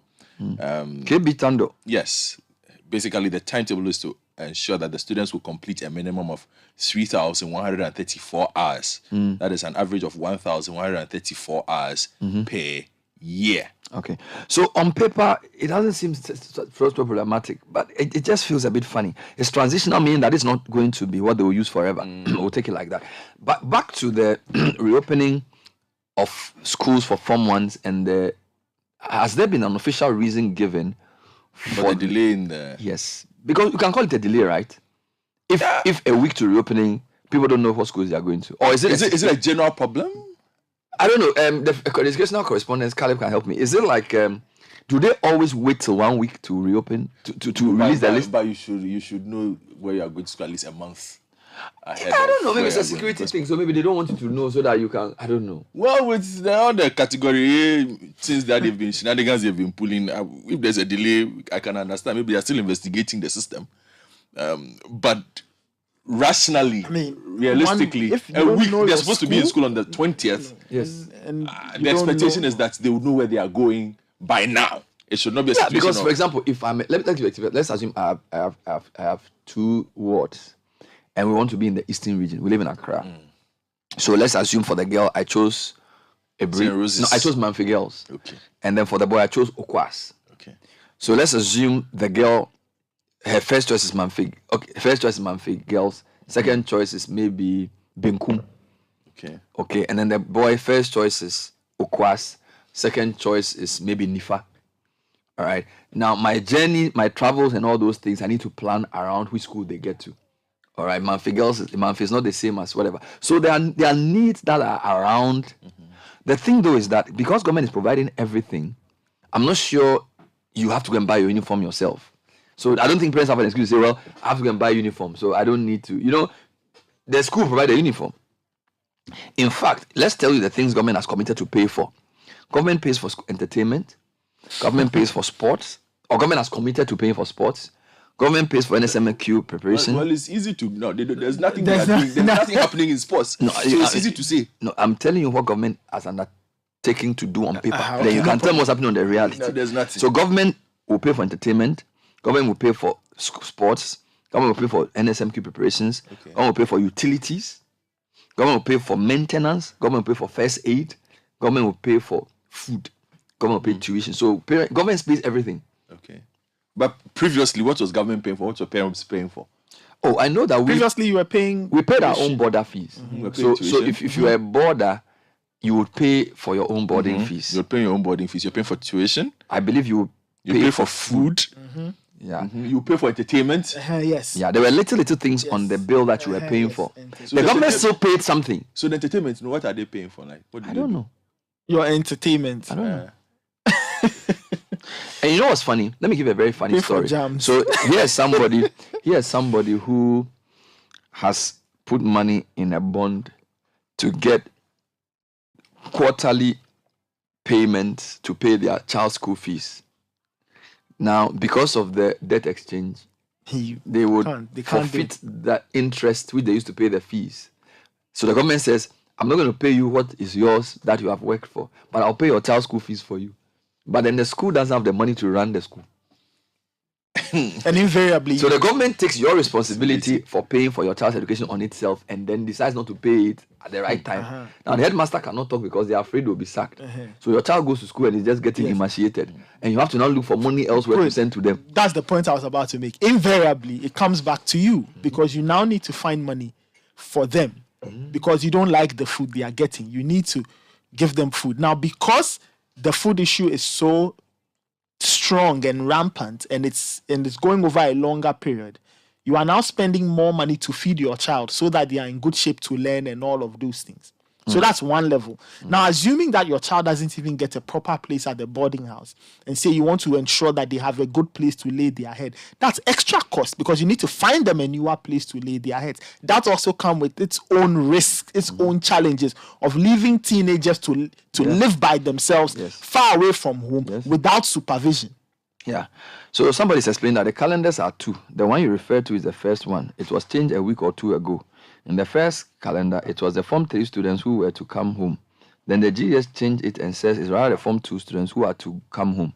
Meanwhile, it's not vacation, it's a break in the semester. I'm confused, Zala. This person is a parent too. So apparently there are two calendars. I didn't know this. Fred, why didn't you tell me? I'll find out. So parents, please help us. We are just trying to figure these things out. You know, our kids are in primary school, so we are not yet in secondary school, so we are not yet up there. Those of you whose kids are in secondary school, please help us too. Do you have the placements, one? And then you understand the calendar as it is now. And how is it working for you? How are you managing home and all those things? And then don't forget, there's also issues around utility bills for schools. And somebody in one of the PTAs sent me and said their school owes over 2 million cedis to the ECG, and that's legacy light bill. And based on some new policy, they have had to buy prepaid meters. And in this particular school, which is a school in Cape Coast, the headmaster has to literally use his own money to buy credit because sometimes they don't have money and prepaid is finished. Let's talk to the president of the NAGRAT first for clarity on the calendar, and then for the issues around the placement, and then possibly issues to do with utility bills. Angel Kabano, thanks for joining us. Good morning. Yeah, good morning, Bernard. Sorry, do you still teach in a school, or since you are president, you are now doing fully administrative? Oh, I still teach. You are still a teacher. Oh, wonderful. Yeah. Good for you. So, what calendar are we working with? I'm asking because the calendar originally had Form 3 students were to come home this weekend. But now I'm told it's Form 2s who are coming home. Can you clarify this for me, please? Yes. The first calendar that came out In fact, it was even wrong for that calendar to come out because according to the conditions of service, school calendar is negotiated between management and the teacher unions. So what came out, we don't know where it came from because there was no negotiation. So we raised the red flag, and then the negotiation started. The Director General indicated to us that it was someone who leaked that calendar out, and it was not officially released to the public. Now, one thing that is influencing all these changes is one, that the teacher unions have made some demands. That one, we want to go back to our old school calendar of first term that starts in September, second term, third term calendar. So the nature of any calendar that comes out will have to be working towards reverting to the 3-term school calendar. By so doing, we will need to have short breaks so as to make time for the students and the teachers. So teachers are going to get about 10 days rest period, which everybody knows that is not how it works. Students are also going to lose a few weeks. Everybody knows that is not how it works. So that from September this year, 2023, we revert to the 3-term school year. Now, there was a problem of how to deal with the double track schools. As a matter of fact, double track should have come to an end in 2022. So we indicated to the Ghana Education Service that whatever they will do for us to do away with double track come September, they will have to do it. Because the way things are going, we don't have certainty. The school calendar is so distorted. Some people go to school, some people come home. Now, we also ask that the Form 3, because they are an examination class, be isolated from the normal school timetable so that they are prepared to write the exam. Mind you, this year, the WASE exam is not going to be in May, June, but it is going to be in August. It's going to be in August this year. So these are some of the issues that influence the change in the school calendar. So as we speak, the new calendar is that Form 2s will come home this weekend. I'm trying to understand that. Yes, they went to school on 10 January. They are coming home on 17 February. Yes, you see, it's all a reflection of how we have messed up the whole school calendar as a result of free SHS and double track. Because why should a child come to school in January and come home in February? Where does that happen?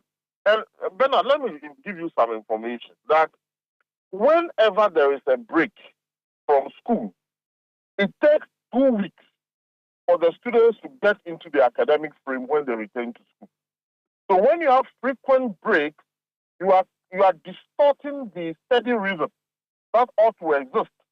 You know, when we all return to school, when school reopens, the first week, we still have the hangover of the home until the first week, second week, then we all get into the academic frame.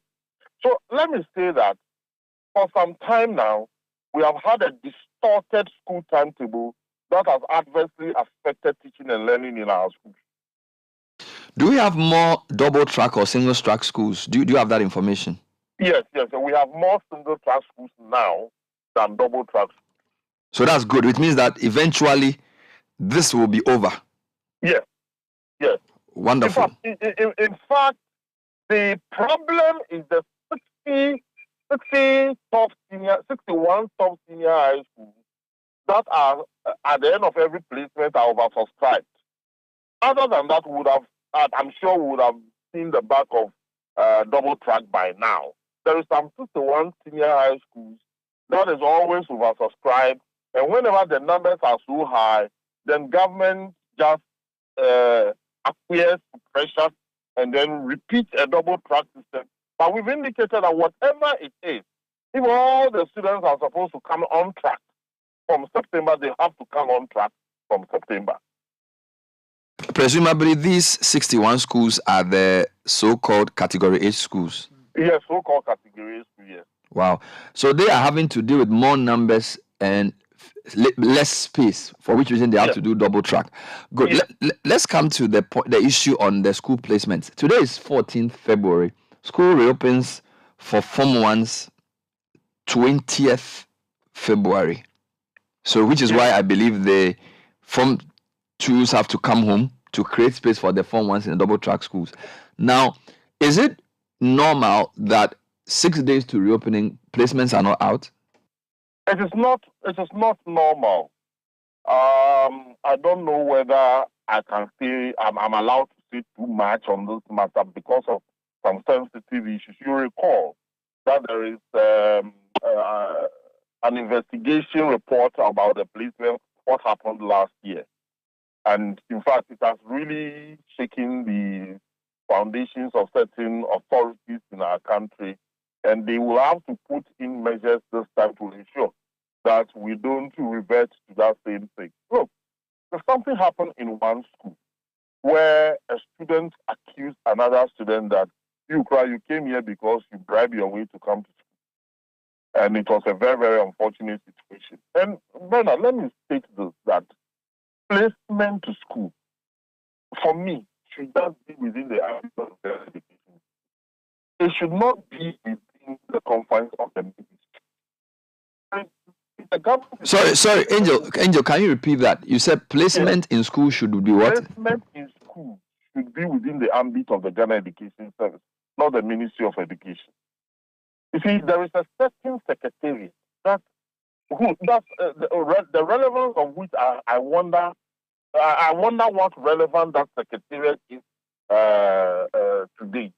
That is Free Senior High School Secretariat. I don't know why we still have that secretariat operating. Because these guys, they are not teachers, they are political appointees. They said they are running Free Senior High School. I don't know what they do. I don't know the relevance of the Free Senior High School Secretariat. And these guys, I still have a difficulty as to why they are found operating in every sphere of education. You know, I think that placement in school, why should somebody pay 10,000 cities, 20,000 cities to get your daughter to Wesley Girls Senior High School? So I'm sure these are some of the issues that are being streamlined, hence the delay in the placement. And then again, they ought to deal with the IT institution also. Whether the IT system is locked up enough to protect the sanctity of placement as we speak. So for me, all that the Ghana Education Service ought to do is to extend and change the date of the reporting date of the Form 1. It can't be the 20th because it is not practical as we speak. So you are suggesting that because of the investigation that the Fourth Estate did, which has led to another investigation by the ministry itself, that the delay, so they are possibly trying to tie up the loose ends, for which reason they have not released the list. Now, practically speaking, assuming they even released the placements today, well, 6 days. Okay, what needs to? So if a parent knows that their child is going to say Mamfe Girls, and they know today the 14th, what kind of preparation do they need before sending the girl to school on the 20th? A minimum, in fact, they should give them a minimum of 2 weeks. The 20th is not practical. They should give them a minimum of 2 weeks. But if they do that, then that means that the already constricted calendar gets more convoluted, because as we are speaking, this is the second calendar that was released, which now we have tried to understand that they are going on 20th. So if they take your suggestion, then it means we have to do a new calendar for everybody. In fact, this is the third calendar that was released. You see, we have made fetish. We've made fetish out of senior high school, and I don't know why. Last time I listened to you when you were discussing the death of our public basic schools, and you people were on point. You see, we've made fetish out of senior high schools, and in making fetish out of it, we are always taking the wrong decision. You know, as we speak, honestly speaking, for the Form 1, the timetable is going to get distorted.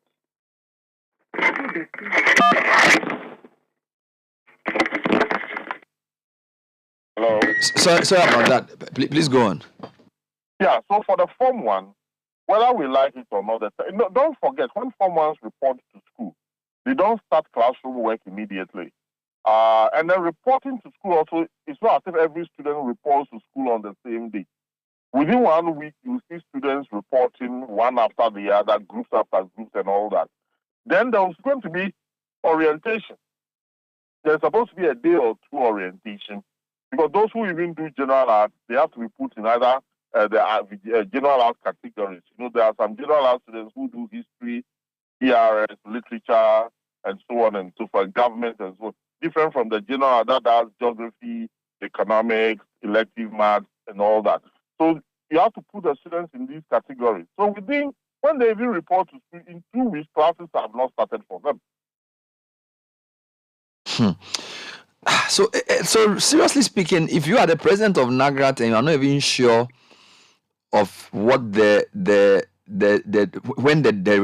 placements will come, then I can imagine the torture parents are going through. The third point is about what government must do for the schools. Again, today somebody on a PTA sent me a report and claimed that the school that they are a member of the PTA or like a board, the school owes over 2 million cedis in electricity tariffs.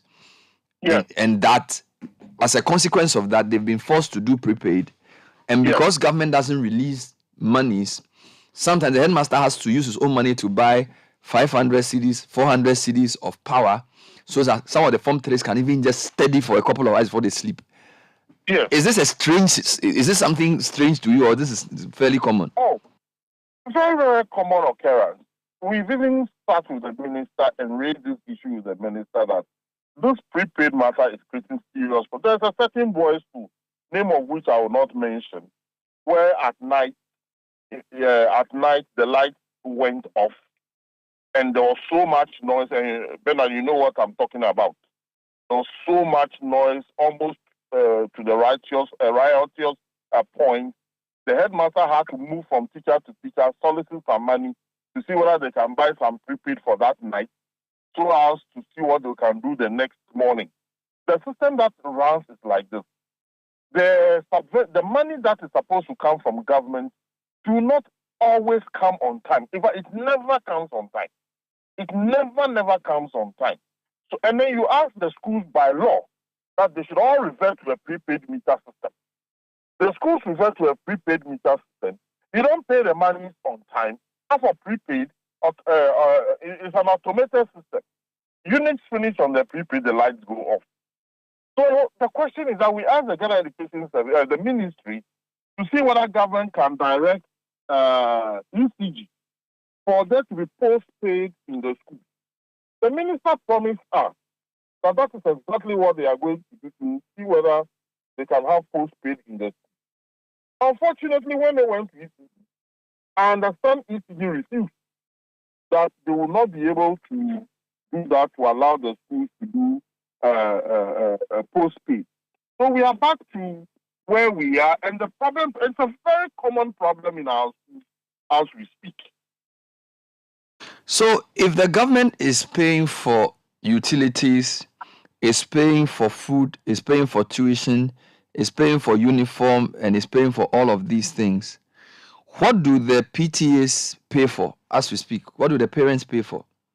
In fact, Bernard, with the coming on of the free senior high school, they have destroyed the PTA. Well, these days they are even calling it PA, and that it is no longer PTA, but it is PA. Look, PTAs were doing very good for the schools. They were really contributing. It is not every parent who pays PTA obligation, but majority of parents pay PTA contribution. PTA stands in all over this year. Since some of us were in school, PTA levy, PTA dues stand in for shortfalls from government. But because the government does not want to see that, I'm implementing free senior high school, and that people will question the perfection of the perfect nature of the system. Therefore, any attempt by any headmaster or headmistress to sit with parents to see whether parents can make a contribution, the headmaster or headmistress will be in trouble. The collaboration that exists. And look, I, as a teacher in St. Mary's, let me tell you, the PTAs and the old students have contributed immensely. The home economics department, the equipment in the home economics department was a huge contribution from an old student, Madame Jean Mensa, towards the refurbishment of our home economics department and the equipment that we have in our home economics in St. Mary's. Okay? Parents have also contributed in putting up washrooms and so on for our students. Look, you cannot say parents should come and meet by themselves and contribute. There should be a symbiotic relationship between parents and teachers. It is the teachers who feed the parents the realities of their children upbringing, the challenges that they face, for the parents to be moved to make a contribution. It's a relationship between parents and teachers. I don't know why, what we have created this situation that is even swallowing all of us. So unfortunately, that spirit of contribution that the PTA, of course, let me admit that some PTAs were charging beyond the means of others. But look, the Bible says the poor you shall always have. You know, if you gather 1,000 parents in precinct, definitely there will be a percentage who do not have the resources, who cannot pay. But if majority can contribute, there is a classroom block, a whole classroom block in precinct that was built by parents. You know, a bungalow built by an old student who is a minister of state as we speak. This is the contribution some of these schools were making. Look, the computer labs in all our secondary schools, before government saw the need to introduce ICT in the schools, parents have already started contributing in putting up computer labs in schools in this country. So for me, the weakening of the PTA under the guise that when parents contribute, it will be an affront to the sanctity of Free Senior High School is very debilitating and very unacceptable. How are head teachers managing all of this? In fact, it is a very, very stressful situation. I have spoken to a lot of heads who say, oh, they cannot wait to go on retirement. It's a very, very stressful situation. You see, hitherto, the moment school reopened, students paid fees. So, and of course, let's state quickly, it is not every student in the school who pays 100% of fees. There are parents who pay 100% of fees. There are some parents who pay part of fees. But then there is some amount of money available for the school to run. So, if the schools had gone in to take items on agreement basis, they know definitely that within the second, third week, they'll be able to start paying. This time, it is not true. The items are supplied from central government. So as to when central government supplies the items, then the headmaster is able to operate. And yet, schools reopen on a certain date. So it's a very, very stressful situation for heads of schools. But you see, like before said, that the fact that there is peace in the cemetery doesn't mean that you and I want to go and live there. There are challenges under the current. And these challenges we all have to look at and see how we can solve. Look, Free Senior High School concept is good. But the way we are operating it, the egalitarian approach that we are giving to it is rather affecting education negatively. Finally, some people think some of the challenges are attempts by people within the GES system to sabotage the current minister, which is why all these things are happening. Is there any is there any truth in that? I doubt that very much because, Bernard, if a headmaster tells you that as a result of prepaid and the fact that funds have not been brought to the school, or funds have not been given to the school by government, therefore we have lights off, that cannot be a sabotage. All that we have to do is to find out whether truly the lights went off in the school at the time the headmaster or headmistress is talking about it. Now, when a headmaster cries that there is only gari in the school and that there is no other food item.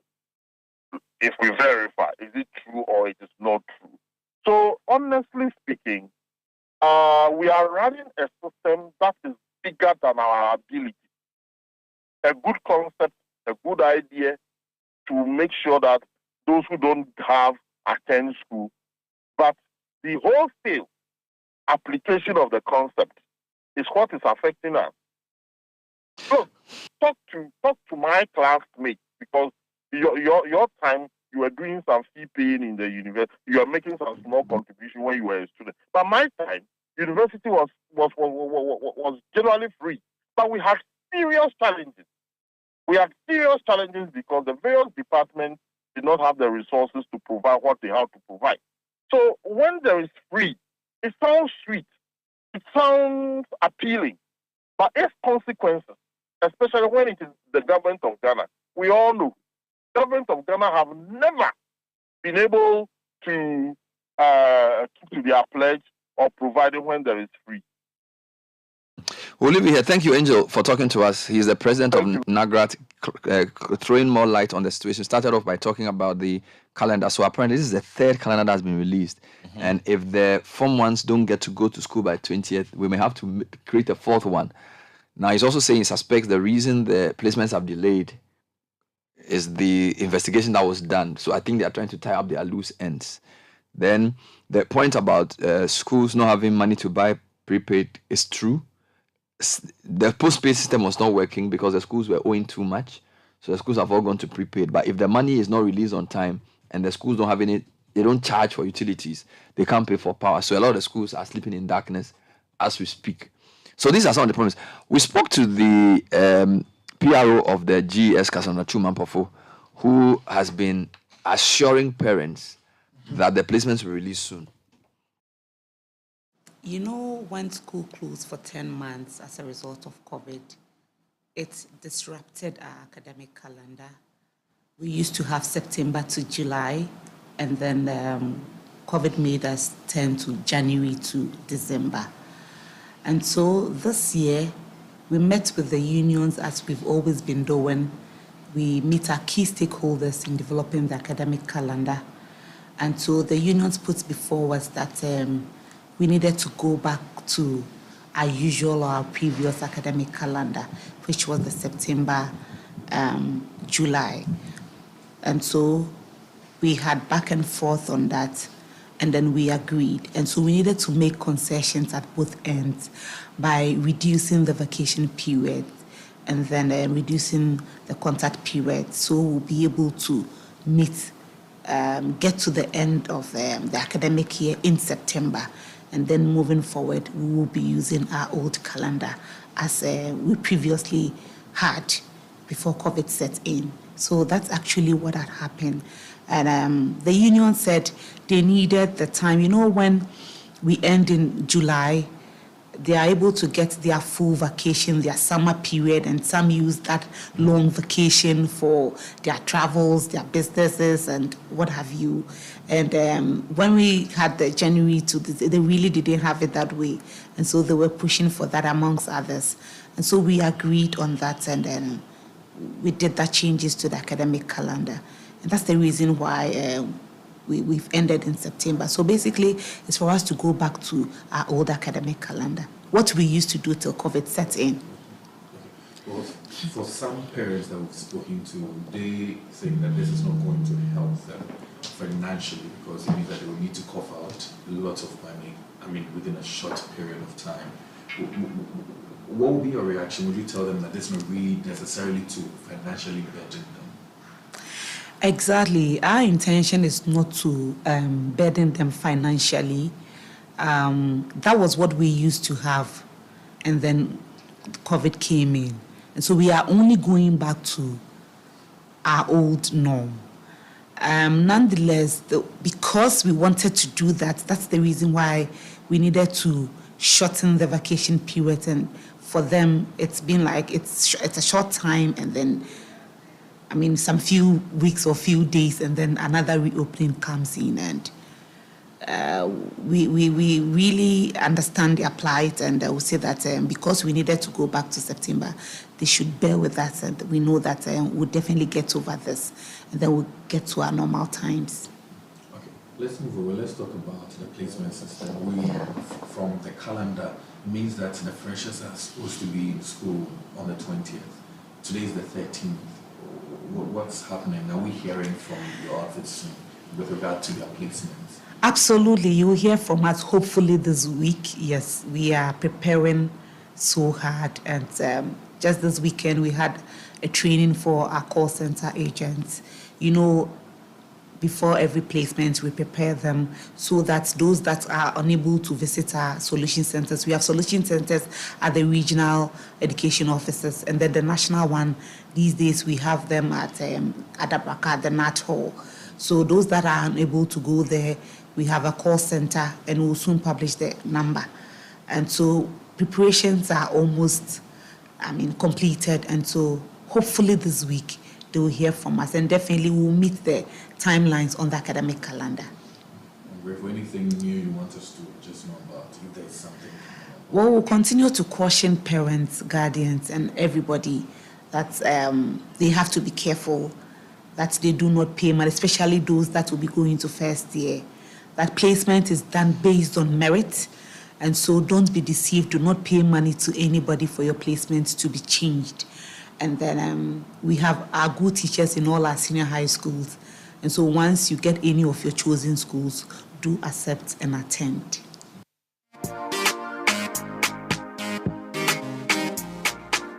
Cassandra Chumampofo is the Public Relations Officer of the GES.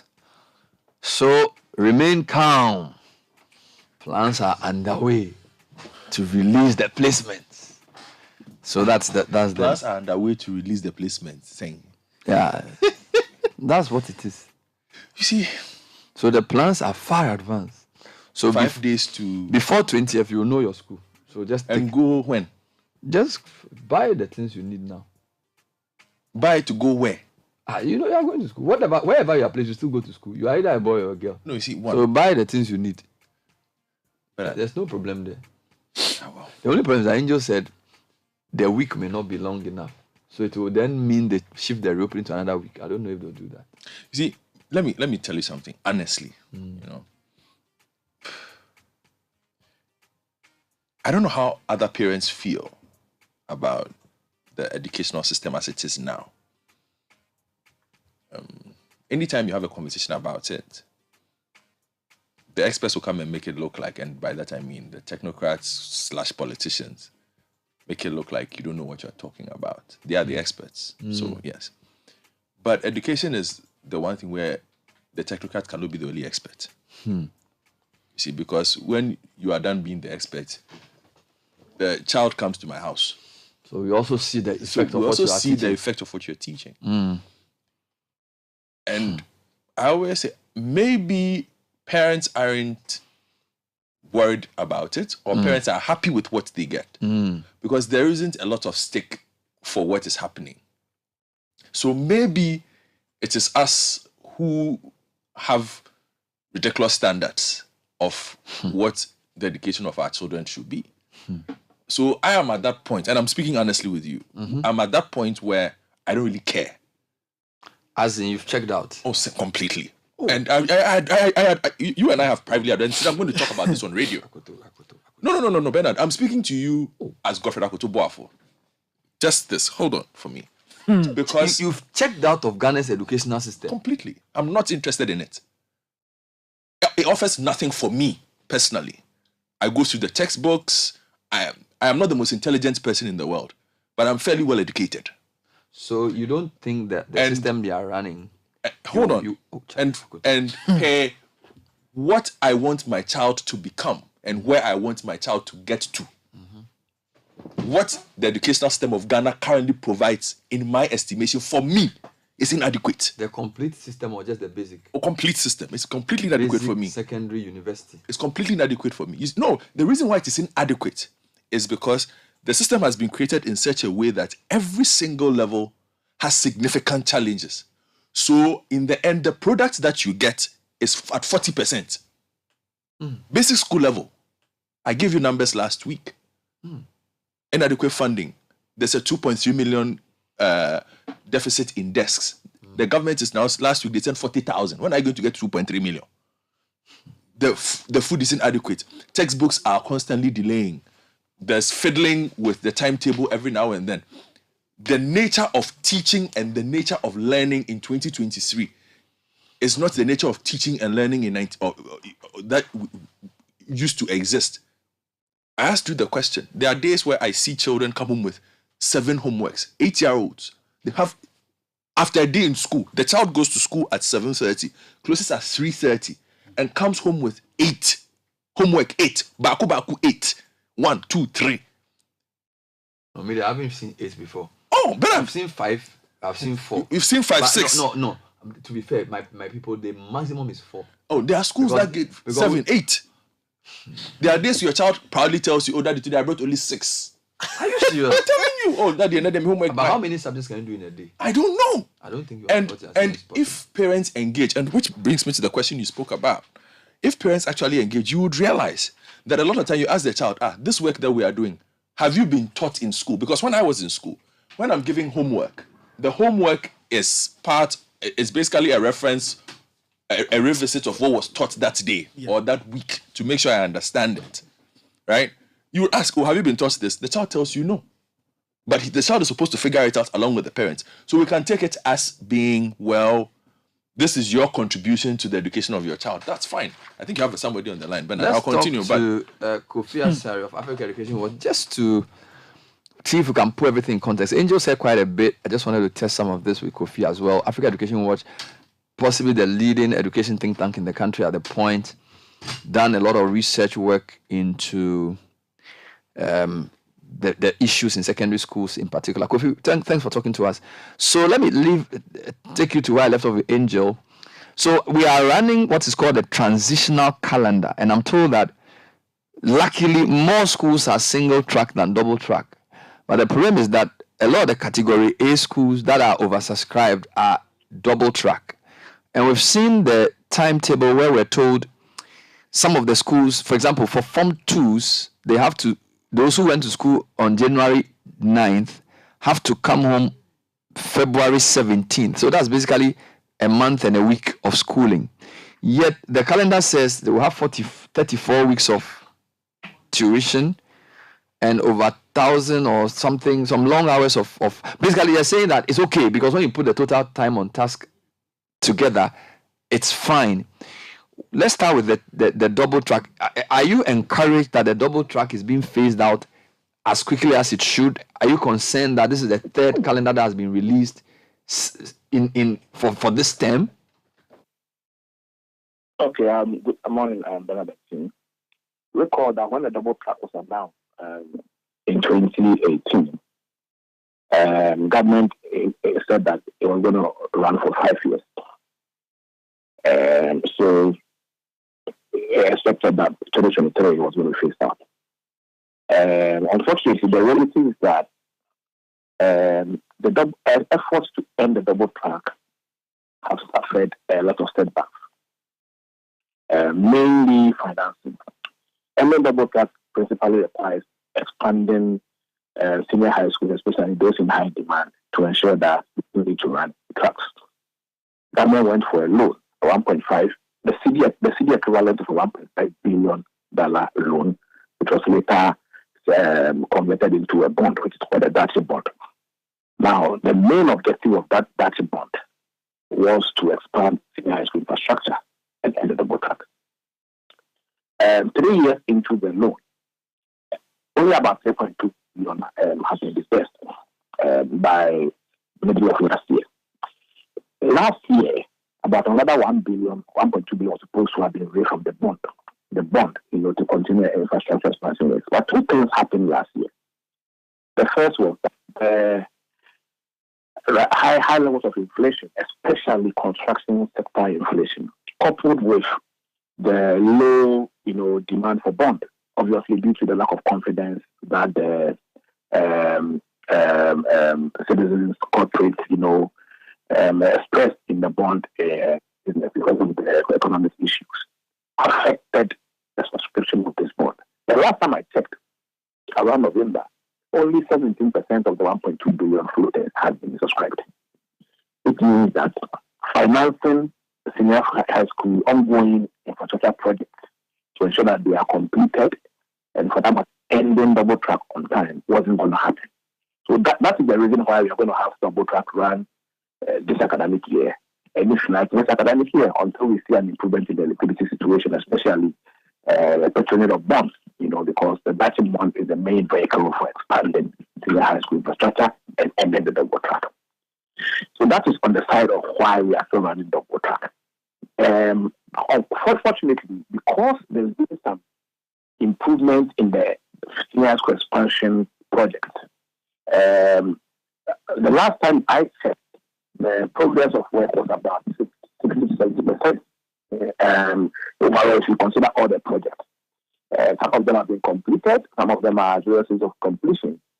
What I see is that there was a lot of progress until we began having the economic issues of last year. And so, because of that, those projects that have been completed, you see that a lot of single track schools are now running, a lot of double track schools are now running single track. That is progress. Because of that, you have two streams not running double track and one stream running double track at any point in time. So what we have is more or less not a double track because you don't have tracks that are good for either Form 1, Form 2, or Form 3. But you have a batch.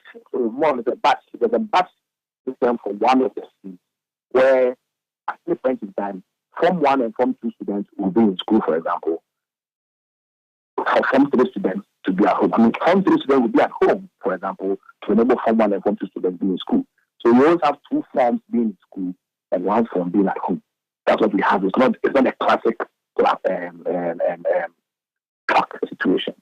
But until the liquidity situation improves, I don't see the future of the market bond. I've been honest with you because all we've gone through last year and this year tells me that it will take a lot of time for investor confidence to be restored in the bond market, and I don't see that bond subscriptions, doing any good. So your point on this is that the funding or financing for these programs, particularly the free SHS, will struggle looking at the macroeconomic fundamentals, and even if the government is adamant that they will continue making everything free, it will get to a point that they won't get the money. It is not free senior high school. It is not free senior high school by divided into three.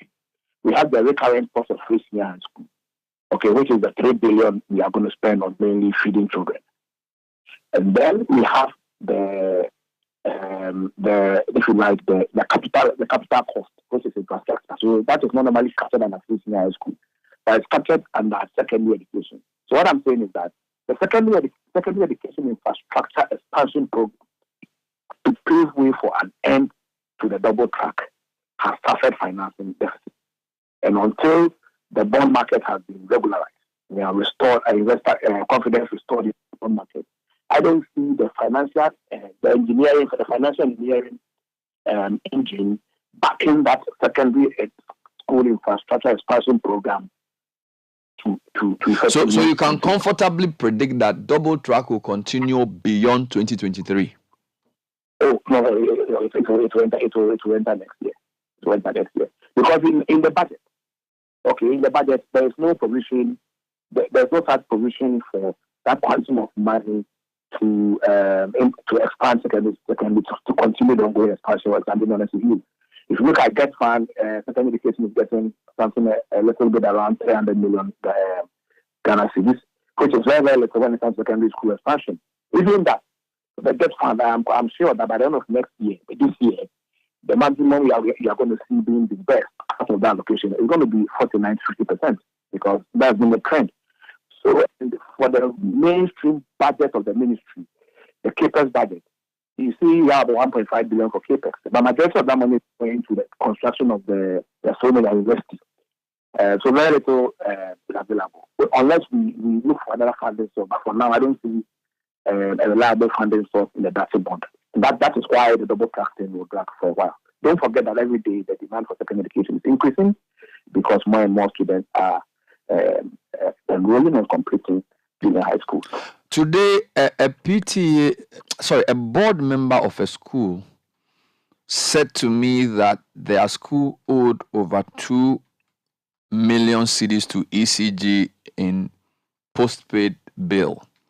And as a consequence, the school had been put on prepaid meters. And he was telling me that because disbursements for the daily run of the school's delays, there are times where the head teacher has to use his own money to buy 500 CD credits so that the students can learn for a night. Then I called Angel Carbon, who also corroborated that another school, this time a boys' school in Accra, they also got to a point where the light went off and the students were misbehaving. The head teacher had to do lala sulala with other teachers to get money to now buy credit for the night. So again, I look at the raft of things government pays for: food, uniform, utilities, entertainment, sports. You are saying that funding for infrastructure will be affected and therefore double track will continue. Do you foresee the government continuing to pay for everything in this manner into 2024? I foresee, because the reason is political. That's why I foresee. The issue of prepaid in senior high schools is one thing government must have confront, because it will put the street senior school implementation in jeopardy if allowed to continue. Our senior high school should not be allowed to run on prepaid. It's as simple as that. The reason is that even though about 3 billion is available for implementing free senior high school this year, which includes the cost of the utilities, the finance ministry at the end of every year, in the past 3-4 years, has proven to Ghanaians that the economy is only able to execute, or if you like, disburse the maximum of 60 to 65% of their budgetary allocation for free senior high school in a particular year. The reason why you see food shortages. So if by the execution of the free senior school budget is a maximum of 65%, even in the year that we didn't have the economic crisis, then it tells you that all the time about 35% of the free senior schools budget, which in this year is about 3 billion, will be in arrears. So if you take out the feeding, the remaining of the money is being used by uniforms, textbooks, exercise books, PE kits, church clothes, free Wi-Fi, and then utilities. So this, you can't use prepaid in the senior high schools. When you sleep in darkness, that's the reality. Last year, when Charles issued a statement from the eastern region that the food shortage that Iban had, they indicated in that release, that Charles eastern region released that funds for running the schools have been in arrears for about a year. I spoke to most of my colleagues who are headmasters in Eastern Region and Ashanti Region, and they told me that they have been using their own money to even run the examination. So they have to borrow money to even run the examination. You understand? Because that money is what is supposed to be used to run the internal examination, pay utilities, and also buy perishables. But you can easily go and credit perishables because someone is selling chicken, fish, you go and credit them. But you can't go and credit electricity, ECG, prepaid, credit, So that has been the status quo. It's been there for about 2 years and they can't complain. But that was the first time Charles officially really raised that issue. That funds for running senior schools has been there for over a year. And so it is an issue of budget execution. Just nearly approving 3 billion for free senior school is just one step. But the most important step is the Ministry of Finance using the money, and that doesn't happen. And a similar thing is what happens in basic schools. So it's not new. So you are predicting the government will, for political reasons, continue to pay for all the things listed above, even though they do not have the money. And it will continue to put a strain on the schools. Yeah. But that is why, on the basis of that prediction, because a financial allocation has been made to that effect, so it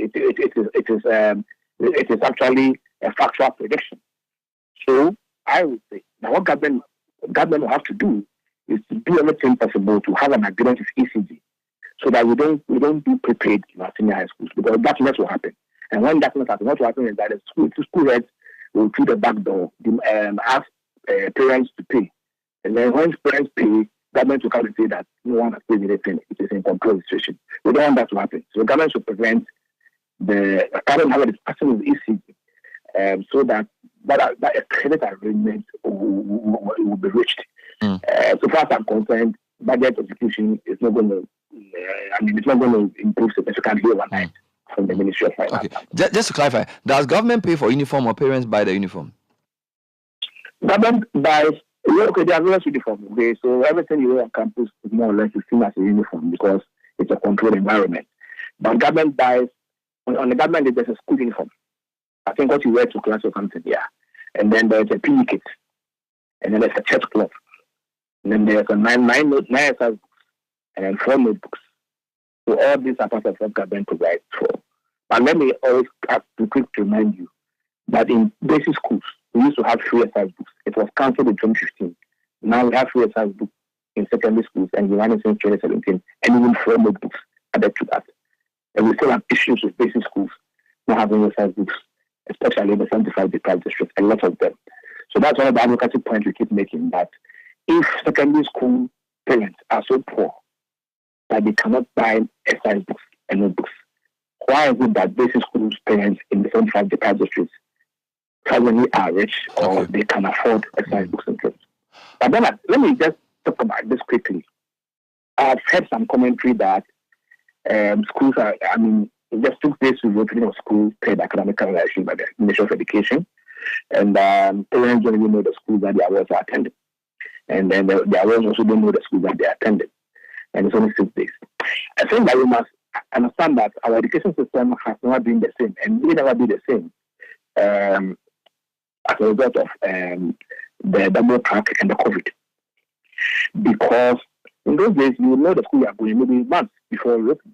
Yes, but now, less than a week, you still don't know. Especially COVID, has taken our academic calendar back, and we are yet to get it to factory settings. And so once we are opening school in February, alone should tell you that we are back. Other countries are doing it in October. So we need to gradually re-engineer everything back. So we must understand that we are not in normal times and that we must build the system as the system gradually resets to what was existing prior to COVID. That is why it is important that even though it's only 6 days to reopening, you may not know the school or what is attending.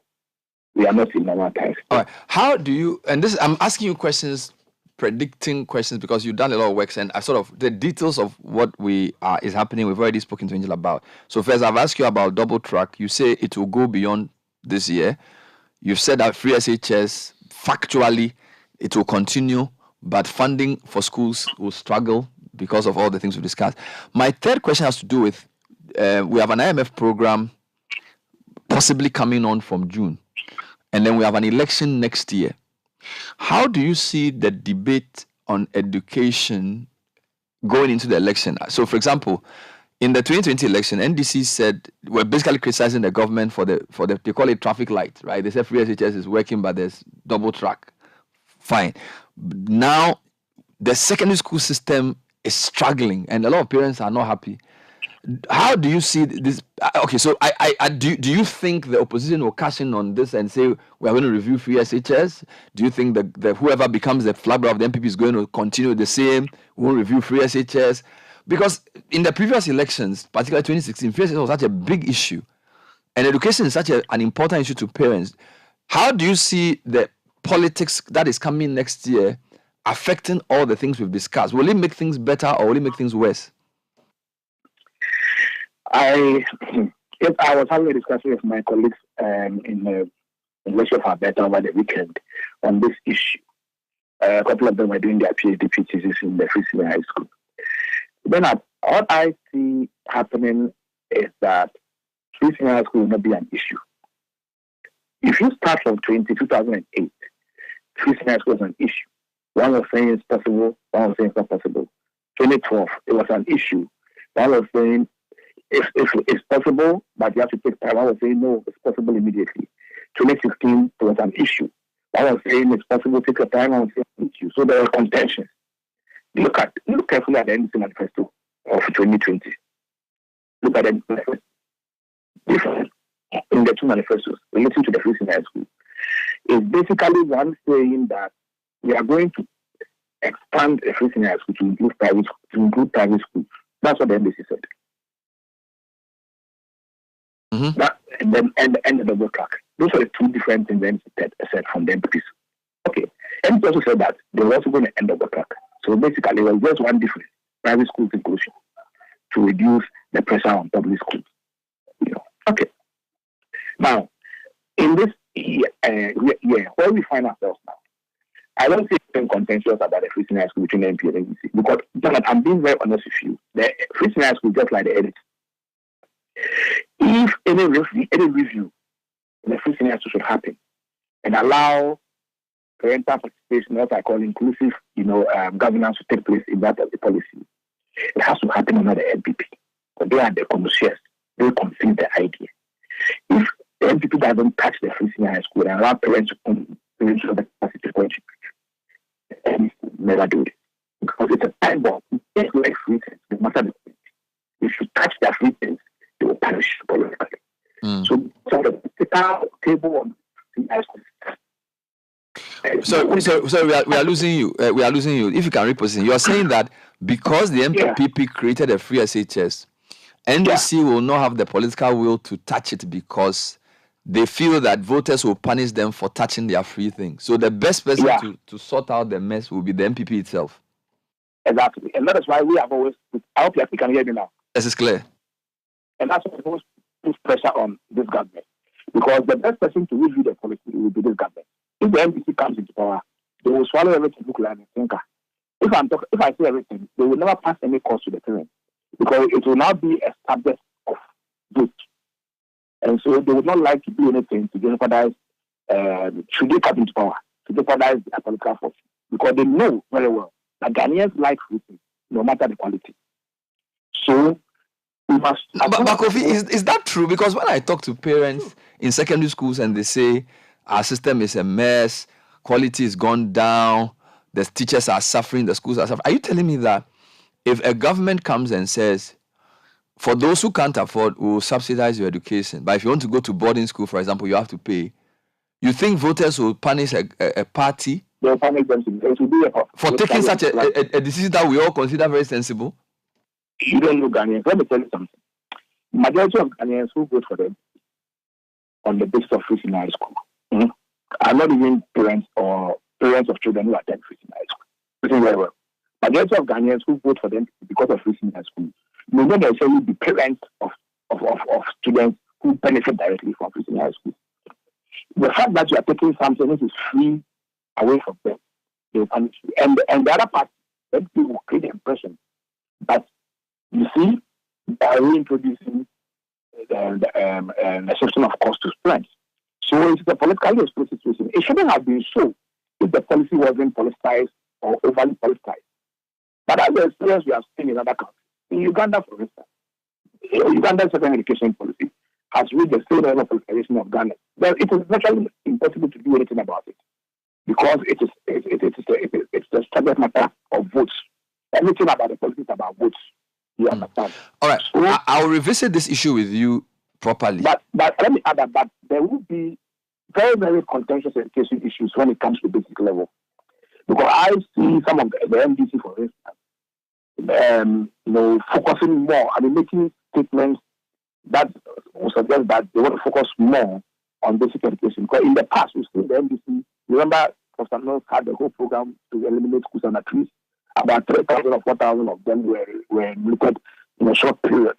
So I see the MDC pitching their strength because there will be nothing contentious about free senior high school. I see the MDC pitching their strength on focusing on basic education investment. But for free senior high school, I don't see anything contentious about it happening. All right. My final question. On Friday, Godfred made a point, and I sort of tried to investigate that, and I found that he has some merit. He says a lot of private schools believe they were marked down deliberately in the BC, and a lot of parents of pupils in private schools have expressed surprise at the results that their children got at the BC. In fact, I'm told that some of the parents, because of this knowledge, send their children to sometimes very rural public schools to register them for the BEC. And with the knowledge they have in the private school training, they blow. But when they keep the student in a private school, they get like aggregate 10, aggregate 12 and things. And some of these kids according to their parents, when they write these other international exams, like they do very well. So there's a certain growing feeling among parents and teachers of private schools that the system is deliberately marking them down. Now, I want you to comment on that and also tell me if it's possible for us to check. How do we trace? So is there where should I go in the data to ascertain if there's been a dip in private school? Because I remember there was some time ago I was looking at some results where a lot of the schools that were supplying people into SHS were all private. In fact, I think 2015 or so, I had a data set where majority of the schools that were providing students into our grade A schools were all private schools. All right. And in fact, the main argument then was that private schools do well at BEC and then they all go to public schools for SHS. So how come parents are feeling they are being marked down? Is there data to support this feeling? How do we resolve this growing sense of injustice among private school people that the system is deliberately marking them down? Okay, I'm not sure a comment will suffice, but later we can have a discussion. It's a big. We have started doing some research. We started collecting data about a week ago. In some schools, we observed that, the private schools, they do mock examination. They do about 4 mocks before they are tried. And normally, because BC is an examination, BC is not only the grades you get at BC, it's not just your examination score. It includes your formative assessment, that's your, classwork, and then your summative assessment, which is the examination score. And it is a known best practice in assessment that there should always be a correlation between your performance in school and performance in the external examination. There must be a correlation. Okay. And the experts in the assessment and test know better than I do. We started taking data, collecting data last week. We observed that in some schools, for example, there's a certain private school in Kumasi, a prominent one. Out of about 55 students they presented, the students with the highest mark in English, I'm talking about English, the students with the highest mark in English had about 86, averagely 86 in the 4 mocks they did before the BC. And that student was the best performing student in the BC, and then he had 6. Grade 6 in grade 6. The best score in that school in English was grade 6. Wait. He had 86 over 100 in 4 mocks. Yeah. But when he wrote... I will be 86 over 100 in order for... So that would be a grade 1. Yes, grade 1. And then when he wrote the BC, he got grade 6. And no one had a better grade than 6 in the BC in that school. In English? Yeah, English. Yeah. I'm talking about English. Nobody had grade 1, nobody had grade 2, nobody had grade 3. The best was grade 6. No. Grade 6, 5 or 6 people had grade 6, and that student was 1. If you analyze other subjects, you realize that, so this is comparing the mock, the 3 or 4 mocks done by the students to the BC results. And bear in mind that the district organizes a district mock, which is part of this course. The last mock they do is a district mock. And so it is not that all the mocks are just internal. The district mock is external. The teachers in the school, the private school, are not those who mark the district mock. The education authorities who organize the district mock are both public and private schools. So the marks for the final mock is not an internal mock for you to say that the private school teachers are giving them. We don't even know who marks them. So it's really suspicious. But we want to get to the bottom of the matter. And so until we are able to have something more conclusive in terms of one will be a correlation analysis between the mock examinations and scores of private school students, including the district mock, turnout to the private school, and then the BEC scores. Over time, it's about 2-3 years. And see, because they were complaining about 2 years ago, not now, and then see the correlation. The challenge is that getting public school data is proving challenging because the system is not releasing it. It appears as if you go to the district, the same mock that was written by private schools and public schools, you will get the data in terms of the grades for the private schools. But the public school, and you won't get it from the education. They tell you it's not that they don't keep it. So go to the region, you meet anything. So the difficulty in getting the mock scores for the public schools. So you can't compare to see the performance of the public schools versus the private schools in the mock and do same for BC. BC, you can get the data, but the mock, you need to get it, so you can't get it. So, so we are so which is strange, because I would have thought private schools would rather want to keep their mock results secret. So if public schools rather you are not getting the mock results to then compare with their performance, then it's. But the other question I have is, how widespread is the feeling that this is happening, that there's some... It's widespread. Every private school we have visited, that is the first, we are gifted with that every time. And I'm saying this for the first year. Last year, they wanted to go to court. It didn't start now. Now, because of this, let me tell you, it's in 3 years now of this thing, this concern. We don't have a factual basis. It's a concern.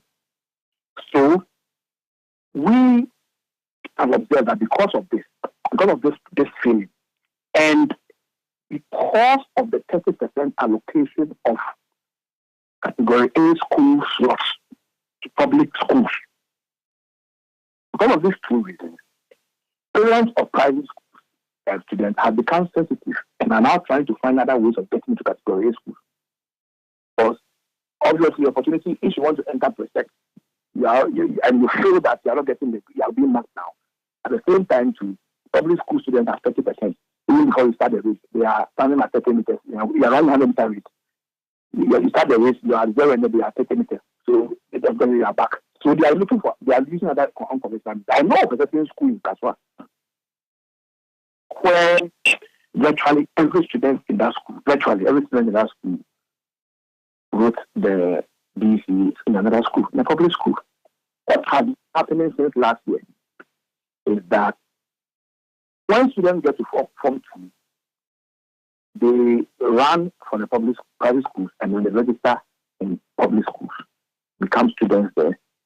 Some of them who have strong connections do not even go to the school. They only appear to kind of write examination. Some of them to go to final year in the public school and write examination. But how do they take care of continuous assessment? Would that not be illegal by the WAEC standard? A lot of things are illegal in that area. Okay, but it's a matter that we have been investigating for 2 years, and hopefully by the end of this year we will put a report down. But is this not a matter, because in an advanced country, if there was a row over private schools feeling they were marked down, there could be an independent commission. There could be you can transfer it. No, I'm saying that here, can there be, or shouldn't there be an independent commission that says, look, we are going to investigate WAEC, we are going to investigate GES, we are going to investigate the exam? Because it is, if the public is concerned about the integrity of exams, and majority of private schools feel that they have been deliberately marked down, and you are not getting access to public school mock results to even do your own back of the envelope analysis, then WAEC and the ministry and the GES obviously have questions to answer. Because if you want to clear what is a growing perception, I believe transparency is the best way to go, to say, okay, let's put the chips on the ground. Here are the results for the past 10 years. Here are the comparison of the mock results. Then you can say there's a correlation between their performance at mock and the final exam. But to prevent that information from coming out, to not do your own, and again, I know that people like Salamat do assessment of WASI results, where he takes the WASI results for all West African countries and publishes it, and we all read. So we know that for WASI, these are the schools that do well, these are the schools that do not do well. So how come for the BC we don't have that type of work done, and even if it's done at all, it's not a subject of public discourse? How is that even allowed in a democracy like ours? The system is not interested in that because it will bring out issues. So CSOs are interested, we are interested. We are going to use our ITR rights to demand certain information. It will take a whole year to do this work. We started last year, but we are committed to having a fair environment, for placing students. We believe that Ghanaians, whether private school students or public school students, are Ghanaians. And our constitution, Article 21, guarantees fair access to educational institutions. So the policies and laws and academy put in place should not be unduly disadvantage a student because they attended a private school. We also believe that if you look at private schools, according to the IMF, about 70% of the private schools in Ghana are low-cost private schools. And some of the private schools that are existing in communities because government has failed to provide public schools there. So why do you punish someone who attends a private school like ECG in the middle of a which is slum? Someone who attends that school pays 2 cedis their school fees. How do you punish that person and attend the person that for you to get to PROSEC, you are a private school, so you need to get certain higher, that school has no facilities close to any public school in Ghana. But there is no school in that area, so that's the only school they are able to attend, and they pay 2 cedis a day. So we have misconstrued every private school to mean Roman rich, and that's the problem we are having here. But beyond that, all I want to say is that last year, GS in some districts, they wrote letters to schools instructing the junior high school masters not to do any admission from Form 2, and that they should refer all admission requests from 2 to the office. Our observation is that since then, it was cocoa season for some junior high school teachers. Heads, cocoa season. But before they admit you at that level, you know what it means. But then what we have done is that we have actually centralized the cocoa instead of watching the whole thing. So now everything will take place at the education office in the district, but the admission will still take place. That's what is happening. And like I said, we are collecting data. We are monitoring the junior high school, the public basic school, junior high school enrollment trends. We are monitoring the trend because you will be seeing that in some districts, the number of private junior high school students will be increasing, and then will be decreasing, and then the number of public junior high school students in Form 2 and Form 3 will be increasing. You will be seeing that the number of students that private schools are registering for BEC will be reducing, and the number of students that public schools are registering for BEC will be increasing beyond the normal rate of increase or decrease. So we are observing the trend, but we know that it's been going on for about 3 years, just because private school students want to escape this feeling of being unfairly marked down, and also take advantage of 30% allocation public basic school because they also want to attend category A schools. Your plate is full for the year, so I'll leave you, and we'll come back on updates when you are done. Thank you very much. Thank you very much. This is very serious, guys, and I think we need to take a breather here and come back and continue because we are discussing education. And you've been saying this, and unfortunately I haven't taken it seriously, but the way Kofi has articulated and the example he gives in the Kumasi school, that a school has, in 4 mocks, the best student had 86, and that student just probably a week later went to get a grade 6 in English. And the best grade in the school was a grade 6. And then he says in a school in Kaswa, a private school, all the students went to write in a public school. The whole school. I've been telling you this for 2 weeks now. But in a serious country, the Minister of Education should call for an independent, thorough investigation into this. The private schools have been trying to get an audience with him on this matter for 3 weeks now. And they haven't. I don't know if they have met him, but the last time I checked, they hadn't. Educhum is quite supposedly very They have been trying. He said, on this matter, I started raising this matter because I had spoken to different people on the matter, including some schools I'm very familiar with. And when some of the schools told me their grades, where some of the schools, I can't mention some of the schools, but when a certain school tells you that their BEC rate was like at 5%, yeah, because I mean, that's serious. You should sit back and like, there is no way, guys. Even we, I got 10 ones. So, and if you look at what kids of today are learning, they're doing much better than us. You see, so the percentage drop in pass for the private schools for the past 3 years has become a bit of a worry to them. But this year, it looks like they just gave them the thing just over them. The thing just over them. And you see this thing I was telling you. Most of my suspicions are just suspicions. I cannot address them. I cannot voice them on radio. It would not be proper. But I have a very clear working suspicion about what is going on with this. So you are cynical. You're saying this is not an accident. No. It is not. It's not an accident. It is not an accident if you look at the trends for the past 3 years in line with commentary that has been run by technocrats. When you put it together, you will see clearly what has been happening. Technocrats or bureaucrats? Technocrats and bureaucrats, when it comes to the education, they are the same. Technocrats and bureaucrats, when it comes to education, they are the same. And politicians too. Let's take a breather. I'm really concerned. I'll wrap up my thoughts on education. This is if parents want to hear from you. We're talking education, calendar changes, double track persists. Government wants to pay everything. And just a quick correction. So the school I was referring to that owed, the 2 million they owed was for Ghana Water. Okay. So the school owed Ghana Water 2 million, and they use prepaid for electricity. So it's not electricity. They owe Ghana Water 2 million. So we'll be right back. Stay with us. This is the Citi Breakfast Show, the city's biggest conversation. Hey, nowadays, germs are in the air. Aren't you concerned? Concerned about what? About the children, of course. In times like this, they sneeze, cough, and fall.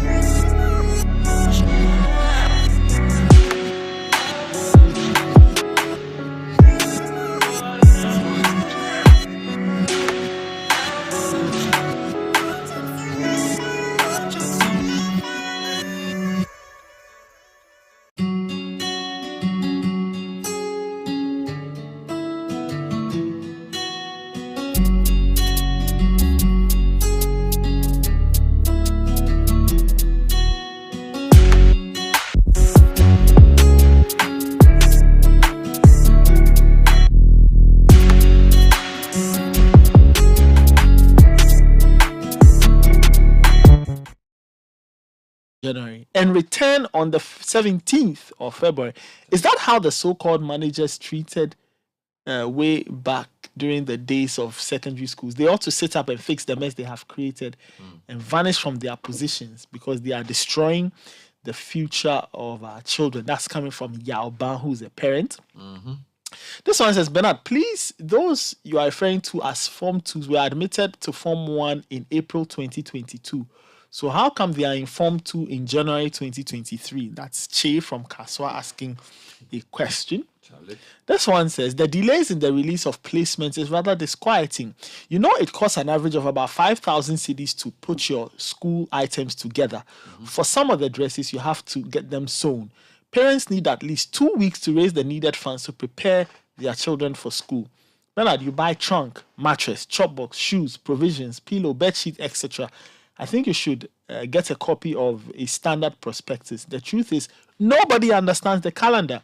You just comply when it comes out. This one says, the reality is parents will have to get trunk, chop box, bed sheets. You can buy those irrespective of which school they are going to, but you need to get their house dresses and other school-specific items, which you can only buy if you know the school they are going to. Okay? Bernard, I'm a parent waiting for placement for my twins who are supposed to be going to 2 different schools. One wants to go to Wesley Girls, the other wants to go to Fancy Pim. When will I get to know whether they are getting their first choices? And if they get it, when am I going to mobilize all they will need before Monday? When as of today, I have no idea when they are Let me read a school. comment and bring Godfred in because it segues into your comment. Bernard, I want to remain anonymous. I agree with Godfred about the homework children are being given being too much. I've had to go into my child's school and ask why every teacher is expecting homework to be completed during the weekend and handed out on Monday. Sometimes 6 homeworks given on a Friday and required to be completed on Monday next. What I've observed is that compared to our time, we closed from school early, we played a lot as kids using milk tins to make cars and other creative items. And the fact of the matter is that most of us are all in good place working for international companies abroad. What I fear for our children is that the balance of education and play is no longer there or seems to have been diminished. Children wake up and very early and return 12 plus hours. Then we continue homework after that, and they have to go to bed on a full belly. No wonder most of the kids you see are looking obese. In some schools, teachers are asking kids to do a lot of research rather than actually teaching them, giving them strategies and shortcuts. This frees up the time of teachers to do some pack on the side. A few of the schools are doing the right thing. The majority of the so-called private schools are not. All right, so let me just wrap this up. So, yes, so I was talking about parents and how maybe the lack of public angst at a very high level is because parents are okay with the outcomes they get. Because you see, at the end of the day, education is an individual thing. I might not like it, but you might like it. Okay. So maybe a lot of parents are actually okay. I'm just saying that on a personal level, I don't feel what my child will get out of the system as it is now is adequate for my child to compete with the world, which is where I want my child to be. I don't know what the objectives for your children are. So for other parents as well, they will experience this differently. But what is quite clear is that there are significant limitations with the system as it is now. There are significant difficulties. And my worry is the overconcentration on achieving political statistics. Political statistics, yes. It's something I raised with the WASI results. I don't want to talk about it. I don't want to talk about it too much. But when you see, the thing is always for me, outcomes is everything. When somebody gets a certain score and the person, you talk to the person and you ask the person certain questions and the person gives you certain response, you're asking yourself, how did you get this score that is in front of you? You expect the person's mind to operate in a certain way, but the person's mind is very much in a box. And for me, those are the things we need to improve, that we need to take a closer look at. We might end up taking all the statistical boxes of 100% pass at this, 85% pass at that. But long term, there's a lot of long-term damage. We will have a lot of damage, and that is my concern, Bernard.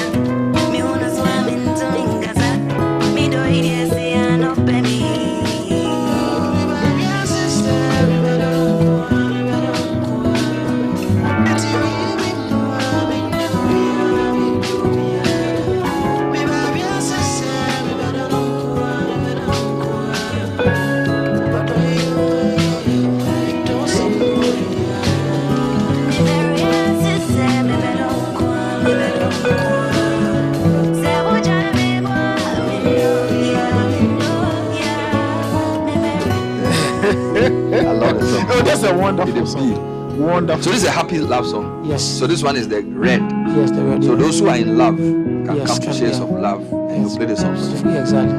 What about those who are in the middle? They are not sure. Complicated one. Like they don't know what kind of song represents that one. There's a song called Love is Unfair. Love is Unfair? Yeah, Love is Unfair. You should play that one. But they should also come for the Shades of Love concert because I'll talk about the complicated side. The complicated situation. Yeah, situations. I'll talk about it for a while and then. You will play their songs for them. Exactly. So if you are here, and who knows, you are in a complicated situation, this is your chance. Okay, play it. It hurts so bad. Sometimes I keep asking myself, why love is so unfair? She did give me everything I want. She just did buy me everything I need. Trying to make life work with me. I wish, say this love could feel me. But if she won't touch me, then she start to annoy me. When she call me plenty, I don't know why, then she start to bore me. Oh me.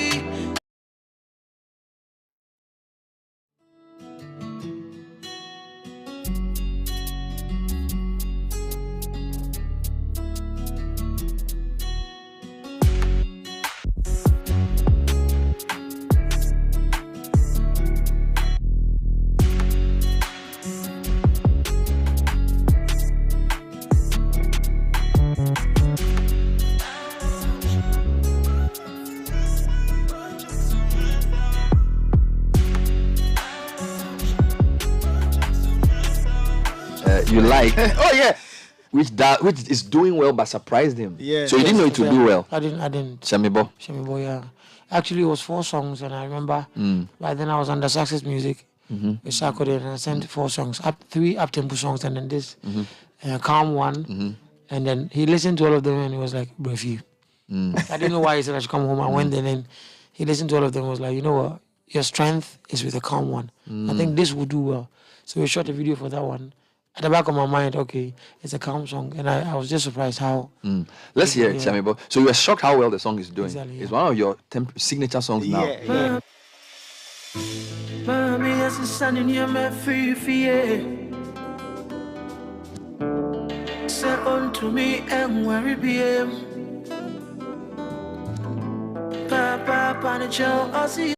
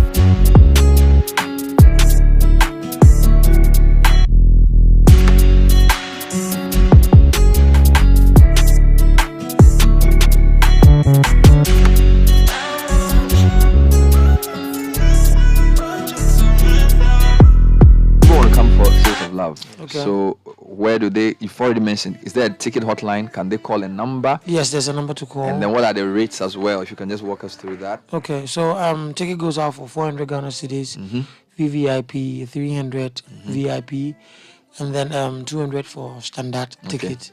But then for tables and cabanas, there's a number to call. Oh, they be a big boy. Like, you don't want to be. You want to call, so they bring the ticket. Yeah. Yeah, man. So you call 0272 2777 57.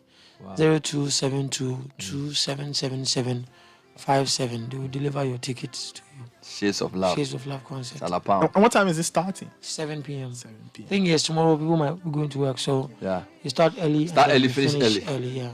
Yeah. The lineup is crazy. I wouldn't want to give everything up, but certainly Daddy is coming. He's going to do the. Yeah, you know. Yeah. So that is going to be there. I've got some crazy lineup coming. So wow. I know you're coming too. We'll see you there. But what should we wear? So it's red or pink. Yeah, Shades of Love. Shades of Love. Yes. Shades of red. Yeah, we have white only. Also wear. Yeah. Kwabwa, as understated, but definitely as talented as ever. Time check is 10 minutes, a minute past 10. That's all we have time for today's edition of the show. Call 0272-277-757. Pick up your ticket from Bachona Total, or at 4 p.m. get to the venue. It's called Shades of Love.